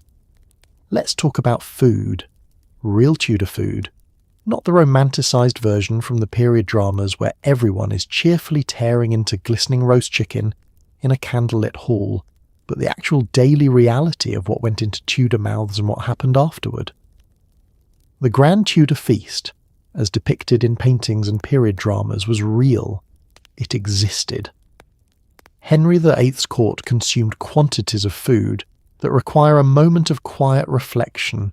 Roast meats, game birds, elaborate sugar sculptures, rivers of wine and ale, enormous pies containing live birds that flew out when cut, which is either delightful or deeply alarming depending on how you feel about surprise birds at dinner. But this was the court, the apex, the performance of royal abundance. For ordinary Tudor households, the diet was more modest and considerably more grain-based. Pottage, a thick stew of whatever was available, appeared daily. Bread was the foundation of every meal. Meat was eaten when affordable, fish on Fridays and throughout Lent by religious obligation. Vegetables were present, but not the centrepiece. Spices were a luxury, and the food of wealthy households was heavily spiced, partly because they could afford to be, and partly because spices were status. Sugar appeared increasingly through the period as trade brought it into wider reach. The feast and the daily meal existed in the same country in the same era, and barely overlapped. The Tudor banquet, the formal celebratory meal at court or in a great house, was not a single course followed by dessert in any modern sense. It was a sequence of removes, each one a wave of multiple dishes arriving simultaneously on the table, from which guests selected what appealed to them. Flesh days brought roasted meats in abundance: beef, mutton, pork, venison, rabbit, swan, peacock, and a range of birds that would cause considerable legal and ecological distress if served today. The presentation was theatrical. Peacocks were sometimes redressed in their own feathers after roasting, giving the impression of a bird that had merely agreed to be cooked and was reconsidering. Jellies and subtleties, elaborate sugar sculptures, served as centerpieces demonstrating the skill of the kitchen and the wealth of the host. A sugar castle at the end of a Tudor banquet table was not dessert. It was a statement. Meat came in quantities that modern nutritionists would view with alarm. The household accounts of large Tudor establishments record the consumption of hundreds of animals annually: oxen, sheep, pigs, deer, alongside the birds taken by the households hunting. The wealthy ate a diet extraordinarily heavy in protein and fat, light on fresh vegetables, and almost entirely without the fruit and fibre that modern dietary understanding considers foundational. The results were visible in Tudor health. Gout was endemic among the wealthy, caused directly by the combination of a high purine diet and the consumption of sweet wine in significant volume. Henry VIII suffered from it severely in later life. His legs ulcerated, his mobility diminished, his temper, already not his strongest feature, further compromised by chronic pain. The king's diet was slowly killing him, and the royal physicians, working within a humoral framework that had no concept of uric acid, could do essentially nothing useful about it. Fast days, Fridays, Saturdays, Wednesdays, and the entirety of Lent in the traditional church calendar required abstinence from meat, which meant fish, and Tudor England ate fish in corresponding quantities. Salt cod, dried herring, fresh river fish, oysters. The fast day table was not spare, but it was different, and the distinction between feast and fast was built into the weekly rhythm of every household regardless of wealth. The fish requirement was genuine enough that the government reinforced it with legislation, partly for religious reasons and partly because a strong fishing industry produced experienced sailors and well-maintained ships, which the Navy found convenient. Tudor food policy and Tudor naval policy overlapped in the herring barrel, which is not a sentence that reveals itself as obvious until you think about it, at which point it becomes impossible to unthink. Vegetables appeared in Tudor cooking as supporting elements rather than featured ones. Onions, leeks, garlic, parsnips, turnips and cabbage formed the backbone of the pottage that ordinary households ate daily. Salads of fresh herbs and greens were eaten in summer by those who had garden access, dressed with oil and vinegar. Roots and legumes provided the bulk of the winter diet for working people, supplemented by whatever preserved meat or salt fish the household had stored. The wealthy regarded vegetables with a degree of social condescension. They were peasant food, filling food eaten by people who could not afford better, and arranged their tables accordingly. This class-based aversion to vegetables among those who could afford to avoid them contributed materially to the nutritional profile of Tudor elite health, which was, despite all the roasted swan and sugar sculpture, not actually as good as the feast looked. Let's talk about what it actually meant, legally and practically, to be a woman in Tudor England. Not the queens. The queens are a separate conversation, operating under different pressures and occasionally different rules. Let's talk about ordinary women, the wives of merchants and farmers and craftsmen, the daughters of gentry households, the servants and widows and unmarried daughters who made up the female majority of Tudor society and existed within a legal framework that had strong opinions about what they could and could not do. A woman in Tudor England existed, in legal terms, in a state known as coverture, which meant that upon marriage, her legal identity merged into her husband's. She could not own property independently, could not sign contracts, could not appear in court without her husband's involvement, and could not control her own earnings. What was hers before marriage became his upon marriage, including any inheritance. Widows recovered some legal standing. A widow could own property, make contracts, and operate a business which made widowhood, grim as it was, a state of unusual freedom by Tudor standards. Unmarried women had limited legal personhood and considerable social pressure to resolve that situation promptly. None of this prevented women from being formidable operators within the system. Tudor history is full of women, noble women, merchants' wives, midwives, cunning women who exercised real power, influence, and skill within the constraints available to them. But the constraints were real, and the law made them visible in every document. The doctrine of coverture had a logic that was entirely consistent with how Tudor society understood the relationship between men and women, and between individuals and the households they belonged to. A household was a unit, economic, social, legal, and it needed a single legal representative. That representative was the husband. His wife's legal absorption into him was not, within the Tudor framework, considered a diminishment. It was considered an appropriate arrangement of a unit that could not function efficiently with two competing legal identities at its centre. The wife managed the household. The husband represented it to the outside world. The division was considered complementary rather than hierarchical, at least in the theoretical literature produced by men who were not subject to it. In practice, the absence of independent legal standing created vulnerabilities that the theoretical literature did not adequately address. A woman whose husband was absent at sea, at war, travelling for business, could not legally enter into the contracts necessary to run the household he had left her responsible for. A woman whose husband was abusive or neglectful had limited legal recourse, since the law permitted a husband to physically correct his wife, provided the instrument used was no thicker than his thumb, the origin, possibly apocryphal, of the rule of thumb. A woman whose husband died intestate without a will was at the mercy of whatever the inheritance customs of her community dictated, which varied considerably. The law provided a framework. The framework had gaps large enough to lose a life in. Widows were paradoxically the most legally autonomous women in Tudor society, and wealthy widows represented a class of genuinely independent operators who managed estates, ran businesses, engaged in litigation, and sometimes refused to remarry despite significant social and family pressure to do so. A wealthy widow controlled her own jointure. The income or property settled on her at marriage for exactly this contingency.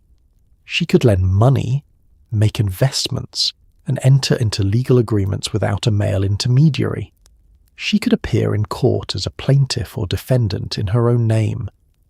This freedom was temporary in the sense that remarriage immediately cancelled it, which gave wealthy widows strong practical reasons to approach remarriage with considerable deliberation, a calculation that some made explicitly and others simply lived out through extended delay. Women in trade occupied a category the law half acknowledged called feme sole trader, a married woman who, with her husband's permission, operated a business independently of the marital household, and therefore took on limited legal standing for that business's purposes. Female traders appear throughout Tudor records: brewers, seamstresses, midwives, innkeepers, market traders, printers' wives managing the shop while their husbands travelled. They negotiated, contracted, sued, and were sued, operating with a practical legal flexibility that the formal doctrine of coverture did not quite account for, and the courts handled case by case. Women were not absent from Tudor economic life. They were essential to it. The law simply hadn't decided how to feel about this, and expressed its ambivalence through a patchwork of exceptions and accommodations that worked tolerably well until they didn't. Let's talk about magic. Not the fairy tale kind, the practical, daily, community-embedded kind that Tudor people of every social level consulted without embarrassment and relied on with genuine confidence. Tudor England was a world in which magic was real, not in the sense that it worked reliably, but in the sense that everyone from the village labourer to the educated courtier operated within a world view that took supernatural forces seriously. Cunning folk, local practitioners of folk magic who were consulted for lost objects, love troubles, illnesses that didn't respond to conventional remedies, and identifying those who had put a curse on you, existed in virtually every community and were used by virtually everyone. Astrological charts were cast for major decisions. The court kept astrologers. Charms were written and worn. Protective symbols were scratched into doorways and hearthstones. Certain days were lucky or unlucky for particular activities. Comets and unusual weather were read as omens. This was not separate from Christianity. It coexisted messily with it, in the way that things people genuinely need tend to coexist with official theology. The church disapproved. The people carried their charms anyway.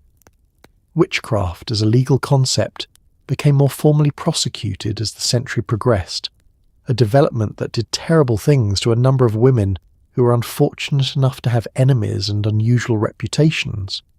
The cunning man or cunning woman was a figure of considerable community importance, consulted for the kind of practical problems that neither the church nor the physician could address to anyone's satisfaction. Lost a valuable object. The cunning folk could locate it, through scrying, gazing into a mirror, a crystal, or a bowl of water, or through ritual divination that produced a direction and sometimes a name. Suspected your neighbour of stealing your chickens. The cunning folk could identify the thief, confirm your suspicion, and prescribe counter-magic to recover your loss or punish the transgressor. Experiencing an illness that the apothecary's remedies hadn't shifted, the cunning folk could determine whether it had a natural cause or a supernatural one, and address it accordingly. This was not fringe practice. Studies of Tudor court records show cunning folk being consulted across all social classes, from agricultural labourers to minor gentry, for a range of concerns that the formal institutions of Tudor society were simply not designed to address. Astrology occupied a position in Tudor intellectual life that is difficult to map onto any modern equivalent. It was not superstition in the sense of being dismissed by educated people. It was a systematic discipline, taught in universities, practiced by physicians and consulted by monarchs. An astrological chart cast at birth described the individual's temperament, health vulnerabilities, and life trajectory with the same authority that we might assign to a medical assessment. Major decisions, when to travel, when to marry, when to plant, when to begin a military campaign, were timed according to astrological calculations. Elizabeth of Rome employed John Dee, mathematician, astrologer, and one of the most learned men in England, as her court astrologer. Dee's astrological calculations for the date of Elizabeth's coronation were taken seriously as practical consultation, not symbolic gesture. This was the Queen of England asking a mathematician when the stars said it was safe to be crowned, and taking the answer into account. Protective magic was woven into the physical fabric of Tudor buildings in ways that archaeology has been slowly uncovering. Witch marks, geometric symbols carved into the wood and stone of doorways, fireplaces and window frames were protective sigils intended to prevent evil from entering the house. Dried cats were sealed into walls during construction, their bodies intended to ward off bad spirits with the same logic that a cat wards off mice. Shoes were hidden in chimneys and under floorboards. Hundreds of examples have been found during building renovations across England, as charms of protection or good fortune whose exact meaning has not been fully recovered, but whose deliberate placement is beyond question. The people who built and lived in Tudor houses embedded their anxieties and their hopes directly into the walls. The evidence is still there, centuries later, occasionally turning up behind a plasterboard panel, that someone was renovating for a kitchen extension. The Witchcraft Act of 1563 formalised what had previously been handled through ecclesiastical courts and community pressure, creating a statute under which witchcraft resulting in death was a capital offence and lesser witchcraft a felony. This did not create witch persecution where none had existed. Accusations of witchcraft had been circulating in Tudor communities throughout the period, but it gave those accusations a legal channel with serious consequences at the end of it.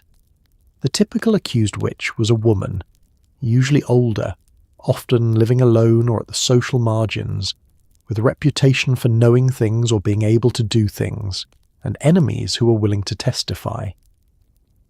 The accusation often followed a specific pattern. A neighbour had refused a request, something bad had subsequently happened, and the connection was drawn. Tudor witch trials were not always the mass hysteria events of later popular imagination. They were often intimate community dramas, neighbour against neighbour, old grievances finding a legal form that the new statute had made available.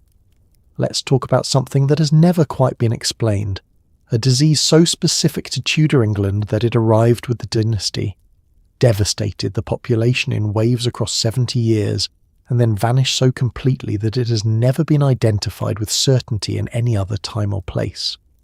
Alongside plague, Tudor England periodically faced an illness so specific and so strange that historians still argue about what it actually was: the sweating sickness. First appearing in England in 1485, conveniently, right after Henry VII took the throne, which nobody took as an omen at all, the sweat was fast and brutal. A person could be healthy in the morning and dead by afternoon. Symptoms came on suddenly: shivering, then sweating, heart palpitations, and a profound exhaustion that, if it progressed to sleep, often progressed to death. The rule with the sweat was that you had to stay awake. You were not permitted to sleep during the critical period, and the recommended treatment was to wrap the patient in blankets, not to remove them, which sounds like it might help the sweating and does not sound like it would help anything else. The sweat hit England in waves: 1485, 1486, 1508, 1517, 1528, and then disappeared entirely after 1551 and was never seen again. What it was remains genuinely unknown. Tudor people just lived through it, or didn't, and moved on. The speed of the sweating sickness was what made it uniquely terrifying, even in a period not short on terrifying diseases. Plague killed quickly, but bubonic plague was visible. The buboes appeared, the blackening of the skin progressed, and there was a window of days in which the trajectory became clear. The sweat gave no such window. It arrived without warning, progressed in hours, and resolved itself definitively in one direction or the other before the day was out. Contemporary accounts describe people falling ill at breakfast and being dead before dinner, or alternatively being perfectly well by evening, having sweated through the crisis and emerged intact. The uncertainty was total, and the pace was merciless, and it produced a particular kind of social panic that differed from plague in character, if not in intensity. The sweat was unusual in its demographic targeting. Most epidemic diseases in history have taken their heaviest toll on the very young, the very old, and those already weakened by other conditions.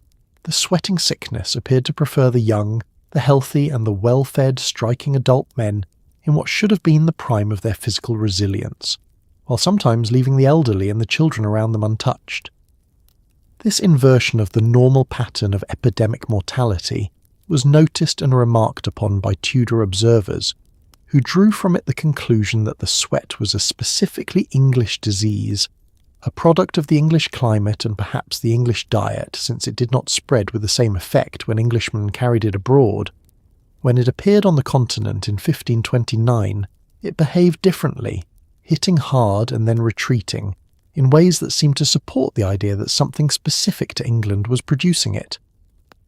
Anne Boleyn contracted the sweat in 1528, during the outbreak that swept through the English court with particular efficiency and temporarily scattered everyone who could leave London to their country estates. Henry VIII, whose fear of illness was legendary, he fled the court when plague or sweat appeared, with a speed that suggests a man who had thought carefully about his evacuation routes, removed himself to a sequence of houses, sleeping in different rooms each night and reducing his immediate contact to the smallest possible number of people. Anne recovered. Henry was not infected. Their separation during this period may have contributed to Henry's emotional state during an already fraught stretch of the great matter, the question of his first marriage and his desire to replace Catherine with Anne, in ways that nobody at the time would have described as the sweating sickness's contribution to the English Reformation, but which history can trace in the correspondence. What caused it remains genuinely unknown. Proposals have included a hantavirus, an influenza strain, a relapsing fever carried by ticks or lice, and various combinations of environmental and infectious factors. None of the proposed candidates explains all of the sickness's characteristics simultaneously: its speed, its demographic preference, its restriction to England across most of its history, and its complete disappearance after 1551 without leaving any identified descendant illness. It arrived, it killed, it left, and it took its explanation with it, leaving Tudor historians with one of the period's most durable puzzles, and Tudor people with the memory of mornings in which health was an assumption that the afternoon might not honour. Let's take a breath, because not everything about Tudor England was disease, treason, and complicated clothing legislation, and it would be doing the era a disservice to suggest otherwise. People in Tudor England were not simply enduring their lives between disasters, they were living them with music, theatre, games, festivals, and the full range of social pleasure that humans have always found ways to generate regardless of the general historical conditions. Life in Tudor England was not unrelentingly grim. People played, gathered, celebrated, and found ways to enjoy themselves with a frequency and enthusiasm that the grimmer chapters of this story might not suggest. Music was everywhere, sung in churches, played in homes, performed at court. The lute was the period's guitar. Dancing was a serious social skill and a form of political currency at court. Theatre expanded dramatically across the 16th century, culminating in the establishment of permanent playhouses in London in the 1570s and 80s, with Shakespeare arriving shortly after. Football was played, chaotically, with fluid rules, across entire village landscapes, occasionally ending in injuries that would today require significant medical intervention. Fairs brought travelling performers, animals, food, and the particular joy of a temporary exception to routine. Taverns were social centres, gambling was extremely popular and officially discouraged, which made it slightly more popular. People fell in love, told jokes, complained about the weather, and feuded with their neighbours about chickens. They were people, fully, underneath all the historical distance. Music was the universal Tudor leisure activity, cutting across every social level in the way that very few things in such a hierarchical society managed to do. Henry VIII himself was an accomplished musician and composer. Pastime with good company is attributed to him, and whatever his other qualities, he genuinely played the lute and the virginals, sang, and regarded musical ability as a marker of the educated, complete person. At court, musical performance was constant. Consorts of viols played during meals, madrigals were sung in the evenings, and the ability to sight-read music and join in a part song was considered a basic social accomplishment on the level of knowing how to bow correctly. Thomas Morley, in his tutoring manual of 1597, described the embarrassment of being passed apart in an after-dinner sing and not being able to contribute, a social humiliation that the Tudor-educated class considered genuinely worth avoiding. This was a world in which not knowing the chorus was embarrassing in a way that lasted. Theatre in Tudor England underwent a transformation so radical across the 16th century that it is difficult to overstate. It began with mystery plays, religious dramas performed by trade guilds on feast days, outdoors, on wagons that moved through the town to bring the performance to different audiences. It passed through interludes performed in great halls, morality plays, and court masques, accumulating complexity and professionalism as it went. By the 1570s, the first purpose-built playhouses appeared in London, the theatre in Shoreditch, then the Curtain, then the Rose and the Globe south of the river. These were commercial enterprises, competing for audiences, commissioning plays, developing the star system of lead actors whose names drew crowds. Marlowe wrote for these stages, Kyd, and then, in the early 1590s, Shakespeare. The theatre of Tudor London was not a highbrow cultural institution attended by the educated few. It was a popular entertainment attended by everyone, with standing room for those who couldn't afford a seat, and a pit full of people eating, talking, and responding to the play with the uninhibited enthusiasm of an audience that had not yet been told to be quiet and appreciative. You went to hear a play, not to watch one.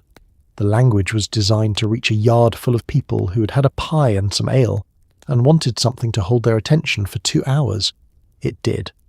Seasonal festivals broke the year into a rhythm of collective celebration that the Reformation complicated but did not entirely eliminate.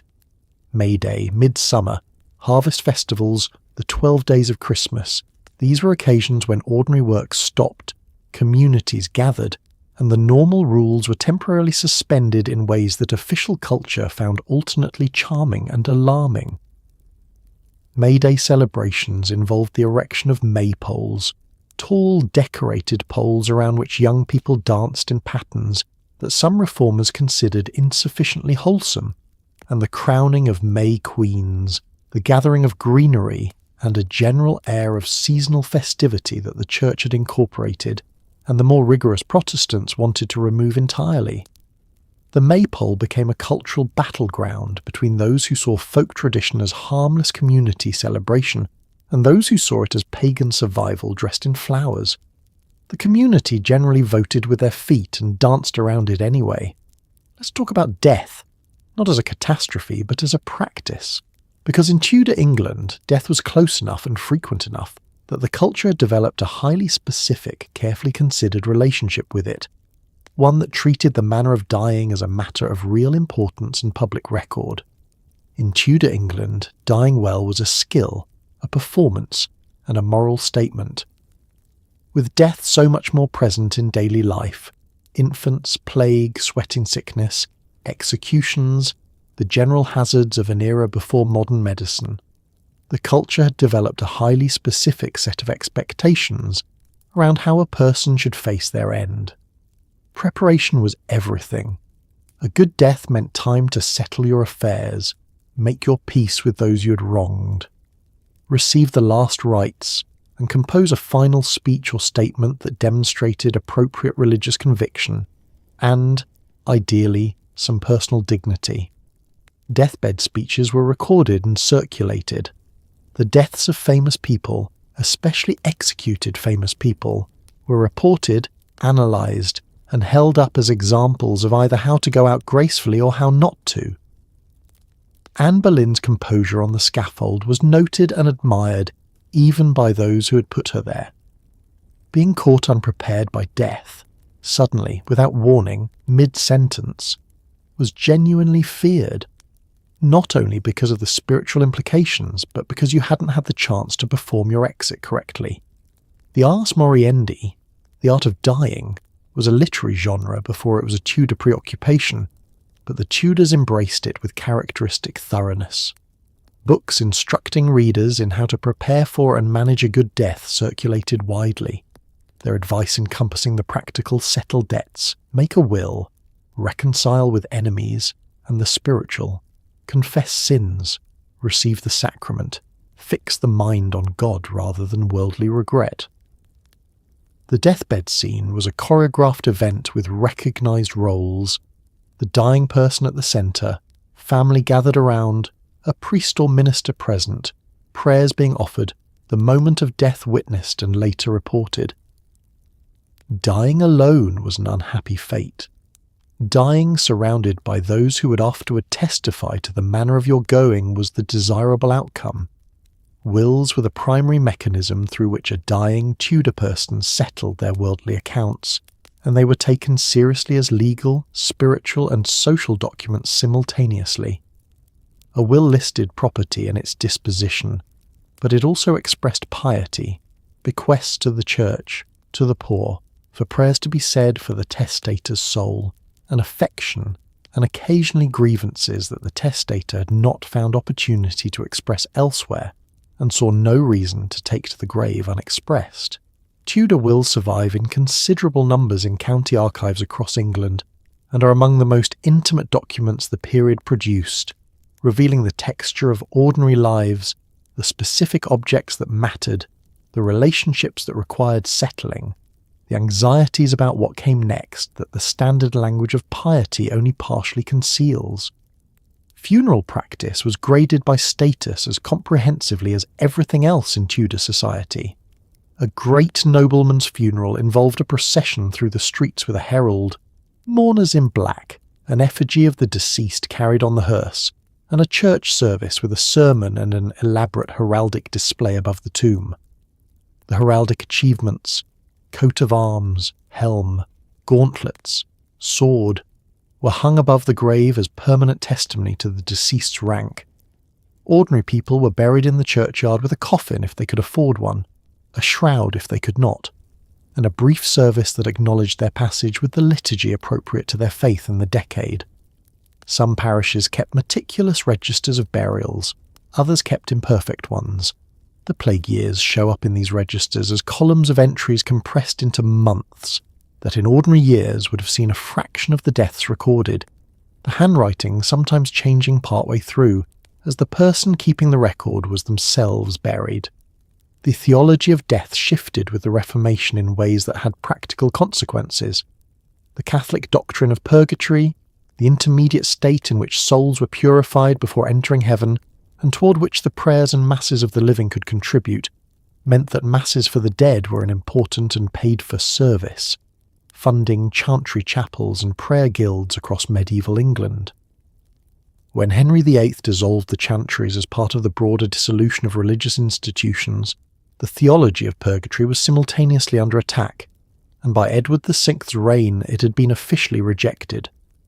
The Protestant dead went directly to judgment, without the intermediate stage that the prayers of the living could influence. This was theologically significant and financially devastating for the institutions that had been funded by prayers for the dead, and deeply uncomfortable for people who had spent their lives believing that their posthumous fate was something the living could affect. So here you are, clean sheets, a working roof, a bedroom that belongs to you and arguably to you alone, no cousins, no livestock, no neighbour's chicken asserting squatters' rights on your pillow. Take a moment with that. Really sit with it, because tonight you travelled through a world where getting dressed was a structural engineering project, where the morning routine involved a chamber pot and a certain amount of optimism about wind direction, where your doctor's best idea was to remove some of your blood and see if the remainder felt better about things.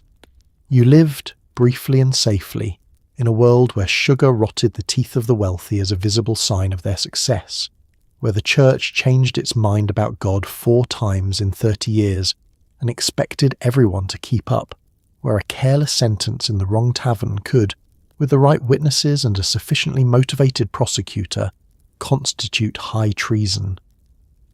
And yet, the people who lived all of that did not experience their lives as a catalogue of horrors. They experienced them as Tuesdays, as ordinary days full of small pleasures and persistent irritations, the fire that drew well or didn't, the bread that rose or didn't, the neighbour who returned the borrowed pot or characteristically didn't. They fell in love in their complicated clothing. They laughed at jokes we no longer have the context to understand. They stayed up too late around the fire telling stories that mattered to them in a language that Shakespeare was simultaneously perfecting a few streets away and that you still carry in your mouth today without knowing it. They were stubborn, resourceful, funny, occasionally heroic, frequently petty, and entirely human in all the ways that turn out to be timeless. They endured things we can barely imagine, not with constant nobility, but with the grinding, practical, one day at a time resilience of people who had no choice, and found, in the having of no choice, a kind of strength. So tonight, as you settle deeper into your pillow, your clean, unshared, flea-free pillow, maybe spare a quiet thought for the Tudor women who delivered babies by firelight with nothing but skill and prayer and sheer determination. For the men who went to work regardless of what the king had decided about religion this month. For the children who grew up fast because the world required it and made something of themselves anyway. They didn't have your antibiotics or your central heating or your ability to find out what's wrong with you before it kills you.